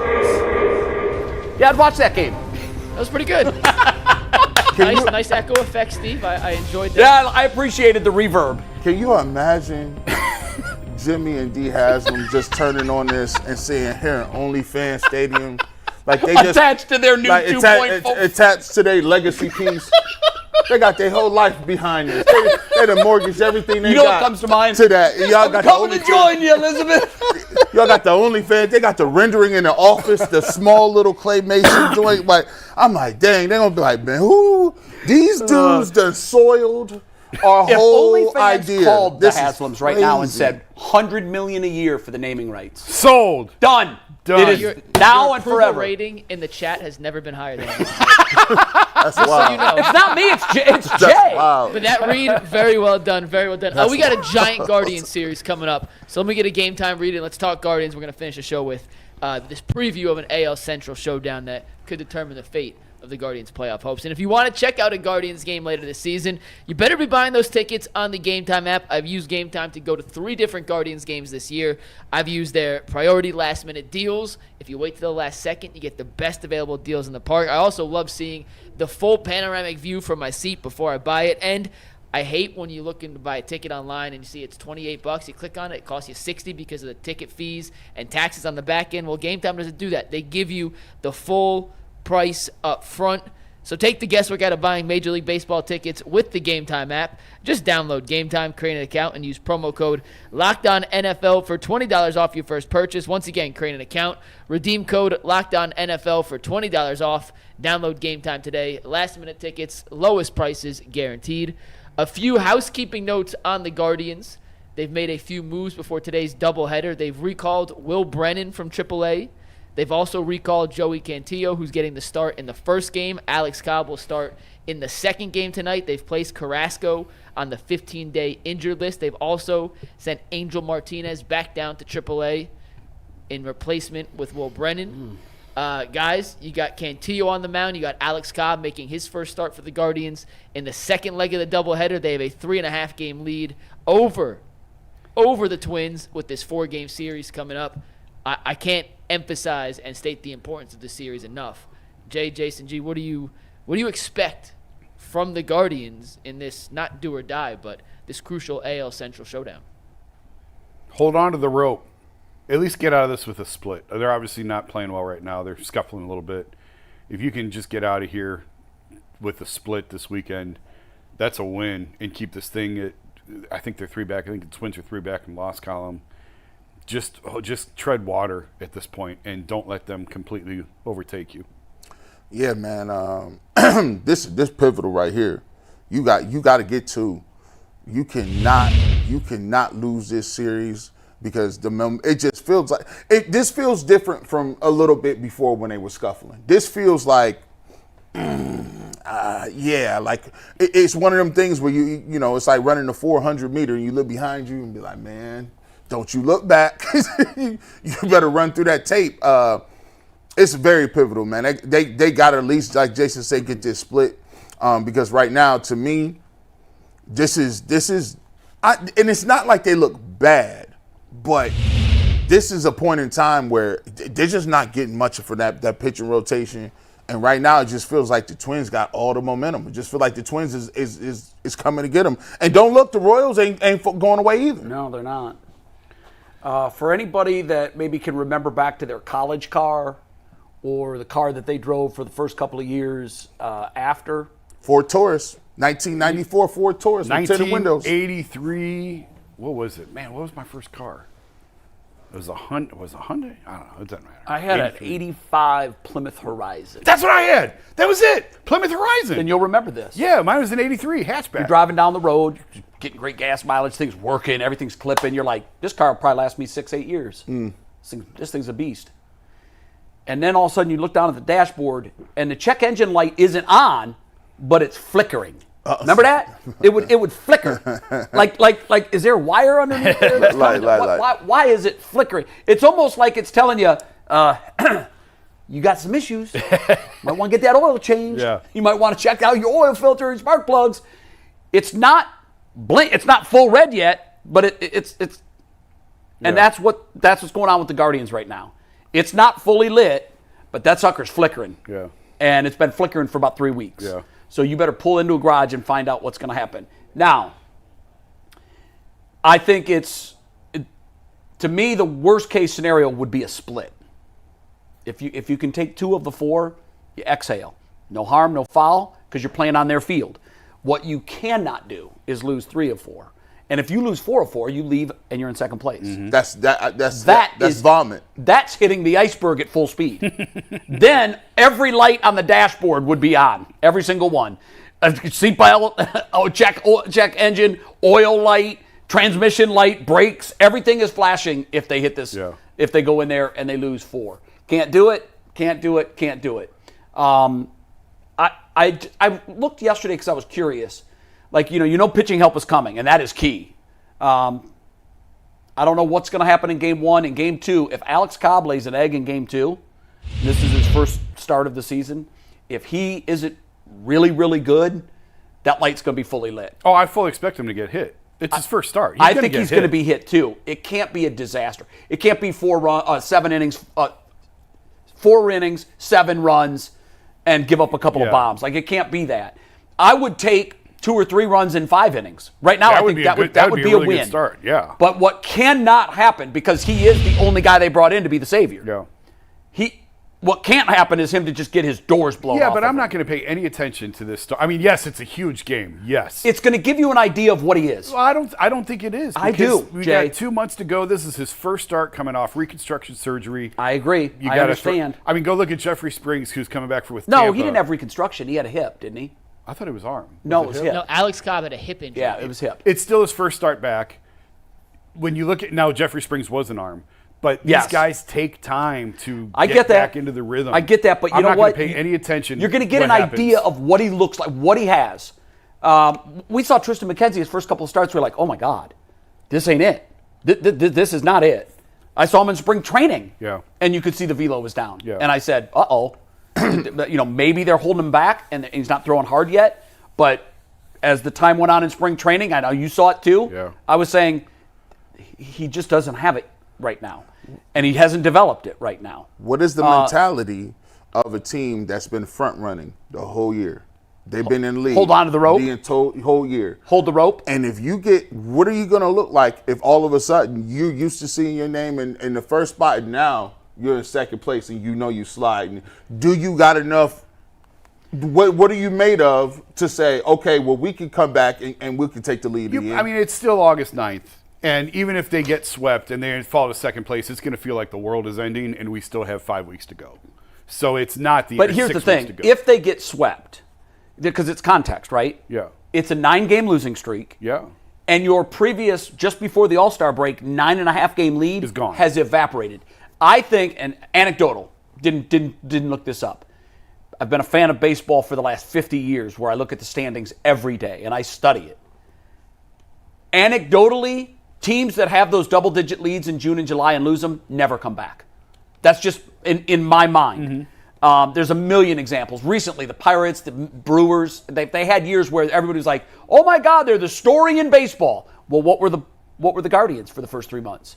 The story of baseball. Yeah. It's almost like an avalanche, and that first rock gets kicked off the top, and then it brings down a whole bunch of other rocks, and then it's an avalanche. It's hard to push those boulders back up the hill. Yeah. You can't lose 9 games in a row and recover from that. I don't think. And I wouldn't declare them dead, but if they were to be swept, this is a bigger problem than just these 4 games. And I know Arizona's a really good team. I wouldn't be completely shocked if Arizona made another playoff run. They're a good team. Yeah. And we were in all of those games, which is, I'm glad. We fell down, we fought back. We fell down, we fought back. In the end, the bullpen wasn't great, and we just didn't get the job done against Arizona. If we lose 4 in a row to fall to 9 games, it's not catastrophic, but it's like the doctor telling you you've got cancer. Now we're going to find out what kind it is. Yeah. But here's the thing too: you can't have. We've been relatively healthy with our everyday position players. If you fall down and you lose 4 and now you're in second place, you can't sustain any injuries to any. Jose goes down for any sort of time, you're screwed. Well, Josh Naylor goes down for any sort of time, you're out of here. Because now you're going to say, well, where are we getting runs from? Where are we getting this from? Well, the pitching staff has not been healthy. I mean, once again, we're primarily the entire season for the second year in a row without our 2 best arms. Yes. Bieber falls by the wayside after start 2. McKenzie's been a shell of himself all year long. He did look really good in his last minor league start. Let's hope that he hasn't pitched since then, right? I think he pitched Sunday, and he might be scheduled to go again tonight. Who? McKenzie. Yeah, he's scheduled to go again tonight. I was Okay, actually so- just looking up to see when his next start was. We'll see. I was really hopeful that, and I know I got caught up in the excitement of Travis Bazzana, and I'm like, hey, he could be on this team in September. He's struggling. He's struggling. He's not even a little. He's struggling a lot. He struck out 10 times in 32 at-bats. He's hitting .208. The one positive is I think he's drawn 8 walks. So he's got the same eye that he had in college he has. But I wouldn't expect for him to be any part of a cavalry that's coming from the minor leagues. No. I think what it really drives home, and that's why I think Alex Cobb's start is so important. And I understand what you're saying, temper all of it on tonight. But I think down the road, he's got to be the savior, Jeff. Yes, I agree with that. He has to be. He was the only guy we brought in. He has to be a big answer. Yes, and if he isn't the savior and this team misses the playoffs, all the eyes at Progressive Field and the fan base are going to look right back at the front office and say, these were your deadline moves? Yeah, you didn't do enough. Because there were 2 pitchers that moved that were really, really good and would have looked really good on this roster. And we could have had, but now we still have Gabriel Arias and maybe next year. No. We were in striking distance this year. Yeah. If this lead slips away and it ends with no playoff experience or a one and done in a wild card series, I just think that everybody's going to look at the front office and say, you guys had this in your hands and you let go of the wheel and thought this thing was on autopilot, and it wasn't. And their other acquisition, Lane Thomas. No. Early 8 games, tiny sample I know. size. Tiny. But he is, size. He's hitting 152 with a 455 OPS. Yeah. In 8 games. Tiny sample size. Can't Now make look, Alex Cobb might go out tonight and throw 7 scoreless innings. I wouldn't bank on that. And here's the other thing, too. We're being gloom and doom, saying, well, if they're swept, they can leave Minnesota and they're in second place. On the flip side of that, if they win 3 of 4, they leave with a 4.5-game lead. And if by some weird miracle they sweep, then they lead with a 7.5-game lead. Yep. They would be 5.5 up. 5.5. These are the pitching matchups, real quick, G, before you chime in. We had Cantillo versus Bailey Ober in the first game today. Ober's been throwing well. Cobb versus Varland. I'm unfamiliar with Varland, I'll be honest. Varland. Yeah, okay, but I would think that it's a wash. Gavin Williams versus Woods Richardson. I don't know what Gavin Williams is anymore. Yeah, he's been That's up and game down. 3. And game 4, it is undecided. That should be Bybee if he's back. Yes. We don't know if he's going to pitch yet. They're so holding that slot right now for Bybee. If not, Exactly. would they move Logan Allen up? Who else you got? I don't know if they had an off day. Well, yeah, they could move Logan Allen up. They had an off day. yeah, so they could. Yeah. against And Festa. Allen started the game in his first start from the minors. In the first pitch of the game was a home run, and the next hitter hit a home run. And then he pitched pretty well, I think, into the 4th or 5th inning. And he took one off the noggin. I know Yeah, he did. That was scary. Who's no fun. pitching for Minnesota on Sunday? Festa? Oh, David Festa, Yeah. a young guy. One of their top pitching prospects. Better than I expected him to be, by the way. Festa? Yeah. Yeah. Like he's- when I saw he was in their rotation, I'm like, okay, good. But Now, he's been those okay. are both. Woods Richardson's a rookie, and Festa are both rookies. Woods Richardson's not overpowering. You can get to him. What does Festa throw? What's his hard? hard? Yeah. Okay. Yeah, he throws hard. I don't know. It's all going to come down to what kind of pitching performances we get. Yeah. I do think the bats have woken up from their sort of midsummer slump, going into the All-Star break and coming out of the All-Star break. I was stunned that this was the same team that put up the numbers they did. Yeah. But here in the last couple of games, you see signs of the offense coming up. Hosey had 5 homers in 5 games. Naylor's kind of got it back a little bit. Yeah. But some of the other guys have to contribute. Will Brennan, they've got a lot of guys that are just okay. Medium sauce. Medium sauce. Medium sauce. They've got when Like- Austin Hedges is in the lineup, you get 24 outs that game. You get 24 outs because he's hitting $150. Yeah, I know. You're not. You could hit $150. You could run into enough base hits. It's stunning to me. This is why it gets tough when you got young guys that if you a top prospect and you are touted as a guy that can do a lot of different things, I'll ride with you and go through the experience level and hope you get some experience so we can build on the future. And at least I know if you catch a hanging curveball, you can hit it out of the park. He right? did that once this year. When you Got 1 home run, I think. when you got some of the middling guys, like, you know what I'm saying, like you say, Will Brennan is a solid professional player. But when you're giving him these at-bats in playoff crunch time, is that going to amount to something? They got a bunch of decent guys. Especially when you look at the Yankees roster. Decent guys, Like, right? I don't want to pitch to their 7, 8, and 9 No, hitters. I Our don't. 7, 8, 9 hitters, the pitcher can have a smoke and sit back and just worry about the top of the lineup in the next inning. He can go after people. He don't even have to really give your main order guys nothing to hit. I'm never pitching to Jose Ramirez. So I'm pitching around him all day and twice on Sunday, and I'm gonna make everybody else 6 through 9 do something. And that's the problem. Right now, I think Fry is tapered off big time. I think Will Brennan, if you look at their stats side by side, we did this Monday. When you look at Lane and Will's stats side by side, same joint. it's the same dude, Jay. Same. That's not good. No, same because joint. this was your upgrade. Yeah. So, I know that I didn't want them to overpay, but based on what was going on this year, to get what you needed, you would have had to overpay. And they sat tight, and as a result, there's going to be some nail biting in September. It depends. Like what Houston gave up for Kikuchi, I thought was insane. Like, Yeah, if I agree with if that. I'm Cleveland, I'm not. Giving I don't up. think he's that good. He's not. He's mid sauce. Yeah. So- Medium sauce. He's just an innings guy who, by the way, it might be what we have in Alex Cobb. We don't know. Right, and they got Cobb for a heck of a lot less. But there were some pitchers out there. Fetty was a guy that has got a proven track record this year. Yeah. I'd like to know. I haven't talked to anyone over there. I was I'd going like to ask to know. you, what would they have had to give up to get him? I don't know. I can get the answer to that, but I haven't. That was a talked to weird anyone trade over there. because it was a 3-team It was a trade. 3-team trade. So it's hard to really pull it apart. and figure out what would have it taken for Cleveland to get him. Yeah. And it certainly isn't the case where Chicago is saying we're not going to trade him in our division. No, I wouldn't think so. They're 2 years behind everybody else in the standings. Right. They still got a lot of people that don't be playing. Like Arias. I don't. And when you drafted Bazana, I don't think Rocchio's in the mix. I think Rocchio, he's a guy that's going. I think he is what he is. I think he's a good glove. But besides that, like I don't see him being. Jay, it's easy on Arias to get intoxicated by the moments of brilliance, the flashes that are there. And I think what the organization is looking at, he's had at-bats where I look at him and I go, how is he getting paid to play this sport? And then he's had other bats where I'm like, oh, okay. How is he not a star? I get it. Yeah. I get it. It's the Rubik's Cube that every single team does with prospects like this. How long is it going to take to figure this out? And how much time do we have?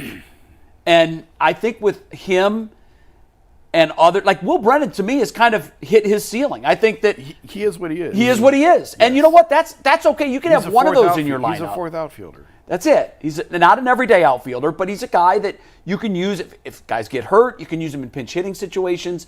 He has power, but he's not going to rely on power.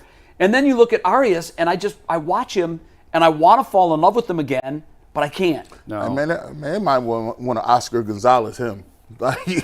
like Oscar. Listen, well, Oscar Gonzalez was invested in Oscar Gonzalez, and he was balling. I'm like, oh, they got one. They got one. Yeah. Oscar. Is he with the Yankees still? They released him, and then I don't know if they picked him back up. I don't know where he is. I feel like they released him and then picked him back up. Isn't that a crazy Ain't fall that from nuts? grace? Ain't that nuts? Oscar Mercado. Yeah, they was playing him. Bradley Zimmer. Time is up on Rocchio and Arias at short. That's over now. With Bizano, I agree. It's over. Jimenez is going to be the shortstop next year, and Bizano will be up probably June. I think in June. Yeah. Ish. Bizano will be the second baseman. So Rocchio, to me, his time in the organization is almost up. Arias, I think, can move around a little bit more. Maybe his bat profile is a little bit more as an outfielder. I'm kind of with I've always been intoxicated with Arias. I thought he was going to be the guy at short. Yeah. And it just has never it's never happened. And that's baseball, though. And how long can you wait for him? And this organization tries to stay patient with these guys. I've heard it over and over. The one thing we cannot do is develop them, be patient with them, and then not quite patient enough and then miss and have them go perform for somebody It's else. happened recently with a couple of guys. Yeah. Well, when Manzardo getting back up here? Because I don't know. That's a good question too. That's a good question. You think that he's got to be better than some of the everyday players we're seeing in the lineup right now. Mm-hmm. Obviously, some of it's positioning and what hole you put him in, but I'm getting nervous about their lead right now. I'm getting very nervous.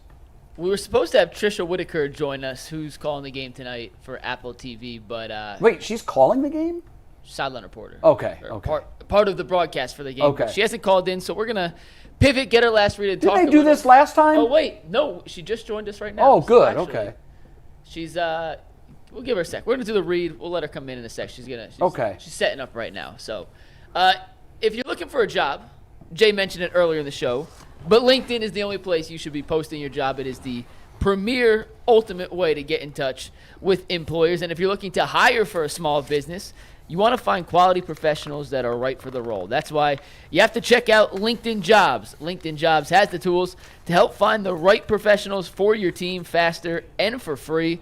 LinkedIn isn't just a job board. LinkedIn helps you hire professionals you can't find anywhere else, even those who aren't actively searching for a new job but might be open to the perfect role. In any given month, over 70% of LinkedIn users don't visit other leading job sites, so if you're not looking on LinkedIn, you're looking in the wrong place. On LinkedIn, 86% of small businesses get a qualified candidate within 24 hours. Hire professionals like a professional on LinkedIn. Post your job for free at linkedin.com/LockedOnNFL. That's linkedin.com/LockedOnNFL to post your job for free. Terms and conditions apply. And with that, let's welcome in Trisha Whitaker, who is working tonight's Guardians-Twins game for Apple TV. Trisha, how you doing tonight? Thanks for joining us. Hey, yeah, I've been sitting here listening to you guys for about 15 minutes, actually. How you doing? Good. Wonderful. We're glad to have you on.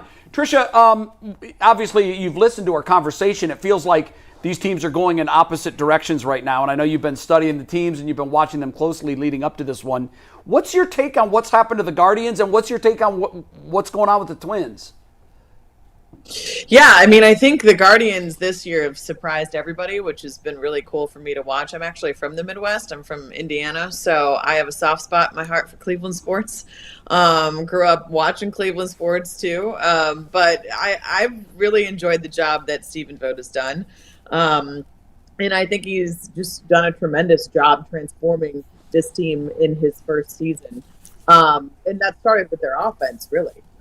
They were, I think, ranked last in home runs last season. They've completely flipped the script. in 2024. So I've really enjoyed watching what they've done. I heard you guys talking about the trade deadline a little bit. Getting, Alex Cobb was a big get, but I agree with you that if they do not capitalize on what they've been able to do this season, you will kind of look back at that trade deadline and question it a little bit. Yeah, Tricia, we take a look at your rotation. I've always thought that there was a problem if you had Tanner Bybee and Gavin Williams, they're second-year players, but we're counting on those guys to be the aces of the staffs. Bieber goes down. Tristan McKenzie, he's been up and down. Logan Allen. Do you think that the Guardians can make a deep run if those two players have to perform at a level where they're playing against some teams like the Yankees and becoming a top of the rotation type guys? I think they can. I don't think it's going to be easy because they always talk about how in the playoffs you need good starting pitching. And, I worked for the Tampa Bay Rays for the majority of the season. And I think the last few years in the playoffs, they've seen their starting pitching maybe hurt them a little bit. So you're right. I think that is going to add an extra challenge to them. But what they've done, I know recently the Guardians bullpen hasn't been the best, but their bullpen this season has been overall pretty good, and then the offense has been phenomenal. So I do think that they can make a deep run, but you're right, that starting pitching is going to be the biggest question mark, as it has been the entire season for them. They have a lot of strengths, but that has been their noted weakness. I'm sure as you're watching, you got caught up in the David Fry fever like all of us did. It was great to see him play in the All-Star game. He came up with a big hit in the All-Star game. And it was just fun to watch that magical ride, because the one thing we love is guys to come from nowhere and all of a sudden just sort of take command of the sport for a little while. He has fallen off probably the last month and change. How pivotal is it for a team like Cleveland to get a performance like that they don't count on, particularly in a year when they lose their ace after the second game of the year in Shane Bieber? And now they're looking around saying, okay, who's going to carry this banner? Can they get it done that way? Yeah, I mean, you got to rely on those types of guys. I know you talked about David Fry, and he is a phenomenal story. I interviewed him for the last Apple game that we had, actually, and I've really enjoyed kind of watching him and his journey. But, they're going to have to rely on their bread and butter right now, right, which is their offense, and I think that's going to be crucial for them. And I do feel like Stephen Vogt has this team where he wants to have them. And I think that what they've shown throughout the season, that's what's going to give me faith in them in the postseason. You broke up a little bit when you asked that question, so I hope I answered it right. Yeah, you got it. No, you got it perfectly fine. As you look at things right now and taking into account the way everybody's positioned, the Guardians lead is 3.5. Who are your teams to watch? Give me 4 in the American League. Teams that you think not only can make the playoffs, but can also, they're built to kind of make deep runs in the playoffs. Yeah, I mean, I think I would put the Guardians right at the top of that list. Nice. Obviously, I'm going to put the Orioles at the top of that list, and the Yankees also at the top of that list. I think the way that the AL East shakes out is going to be really, really exciting to watch. But I actually am very excited to see what this Twins team can do.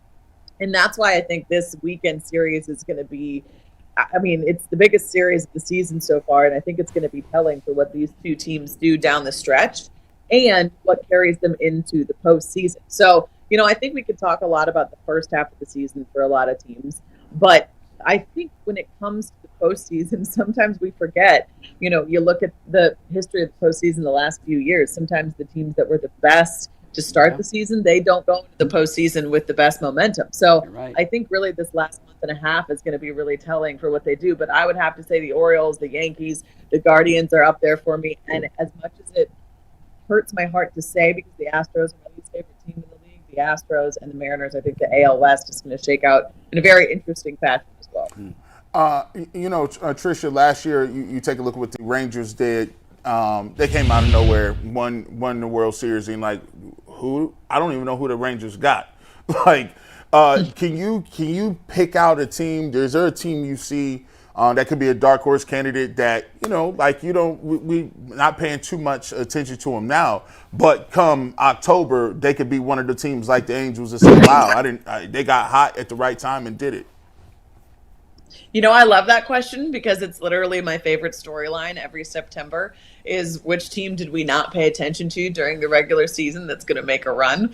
And I'm actually going to go with the Mariners. I've covered them a little bit recently, and I'm going to go with the Mariners because I know everybody talked about how the Astros started the season really slow and they weren't good to start the season, and now look at them, they're at the top of the West. But I don't think anybody is talking about the Mariners. They just acquired Randy Arozarena in a trade, and I think he's a huge spark plug for a team, especially in September. He performs well under the bright lights. So I'm going to go with the Mariners, and I also would just love to see that fan base in Seattle be able to see their team make a deep playoff run because we know the history there, right? And how much they're just pining for that all over the city. So I'm going to go with the Mariners. But that's one of my favorite questions people ask me this time of year. The atmosphere in Seattle baseball playoff games is unbelievable. Yeah. Oh, I mean, unreal.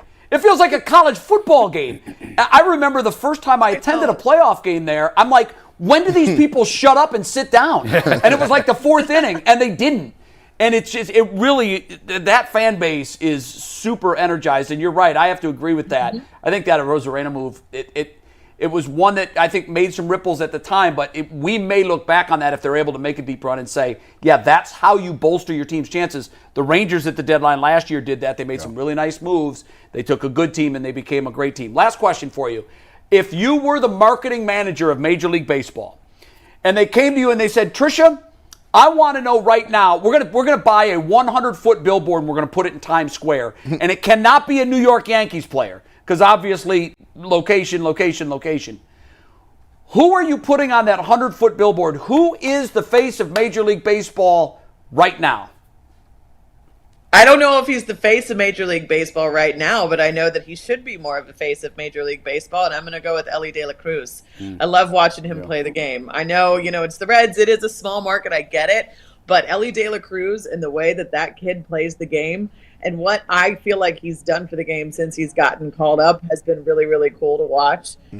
He's not only he can be a face for the game in so many different areas, right? He's learning English. He's bilingual, which I think is really, really cool. So he appeals to a huge, huge fan base. Watching him on the bases is so much fun. I went to the Reds game on Sunday, and we're just sitting there in the stands. He's at third base, and we are just pining for him to steal home. Right? I love that type of player because he's a dynamic player. He engages with the fans, and he engages with every kind of fan. And I would put him, if you're not allowing me to put somebody like Aaron Judge or Juan Soto on the billboard, which they don't need any more publicity. They get a lot of it. I would choose Ellie De La Cruz because I think he's the future. He's one of the big pieces of the future of this game. Yeah, I would have said Shohei Ohtani, but after hearing your answer, I'm changing my answer. Everybody knows him. Well, no, but now remember, I wasn't saying a player that you want to market to become bigger. I'm saying who is the face of the sport. And I still think Shohei is the guy that I will watch no matter what, whether he's pitching or hitting. Oh, well, yeah, okay. If your question is who's the face of the sport, then yeah, it's Shohei Ohtani. But I have to say, I like your answer. I like your answer because I found myself this year watching Reds games that I normally wouldn't watch, and the only reason I'm watching is because of him. And like you said, I root for him to get to third base. I really do. Because I want to see the drama unfold. Is he going to go? How is the pitcher changing his move to home plate, knowing that there's a guy that, even though it's a lost start in baseball, might swipe home? I love it. That type of speed is I think what the game needs a little bit more of. We talked about Randy Arozarena a second ago. I'll never forget when he stole home in the playoffs against the Red Sox at Tropicana Field. And that Tropicana Field, it's not usually the loudest place in the entire world, but oh my gosh, the roof almost blew off that place. And it's so good for the game. It's so fun to watch. And players like Ellie De La Cruz who embrace that. And, they're trying to appeal to a ton of fan bases that he's showing off, his English skills. And it's so cool to watch. And I love it. So I know you said who's the face of the game, but I'm still going to stick with Ellie De La Cruz. I like your answer. And by the way, he's one of those guys it's really hard to root against. Even when the Guardians were playing the Reds, I'm like, God, I really find myself liking and rooting for this guy because he's that kind of guy. Trish, we'll be watching tonight. Thanks for coming on. Sounds good. Thanks, guys. To her point, Ellie is AJ's favorite player. My son loves I Ellie. know the kids, what the Little League games are on right now, and when they always have the kids walk up, A lot of guys are saying Ellie De La Cruz Yep. because he is just that kind of guy that brings excitement to the sport. And let's face it, baseball can use a couple of him. Oh, God, yeah. Because typically it's not the most exciting sport. Yep. I got one super chat that we're going to end with some Team USA stuff. This one comes from DDD fan. OnlyFans Stadium is a dome, so I hope Browns finally have cheerleaders, porn stars preferably if it's OnlyFans Stadium. Go Brownies. So that was our super chat. We're going to wrap it up with this, My guys. fault. Sorry. Thanks for taking us here, Jay.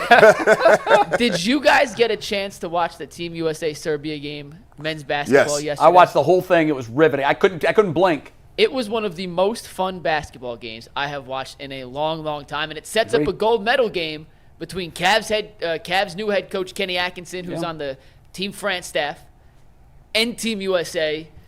We got 5 minutes. Give me your thoughts on the game yesterday and this impending finals, and we're going to spend the last minute on creating an Olympic sport. But the game yesterday, Jason JG, incredible. I thought it was an L. At 13 points, I just said this team, they can't stop them from getting buckets, and they're getting stopped a lot. I thought it was an L. Yeah. And it was fun to watch the greatest in the world just reach back and throw that switch.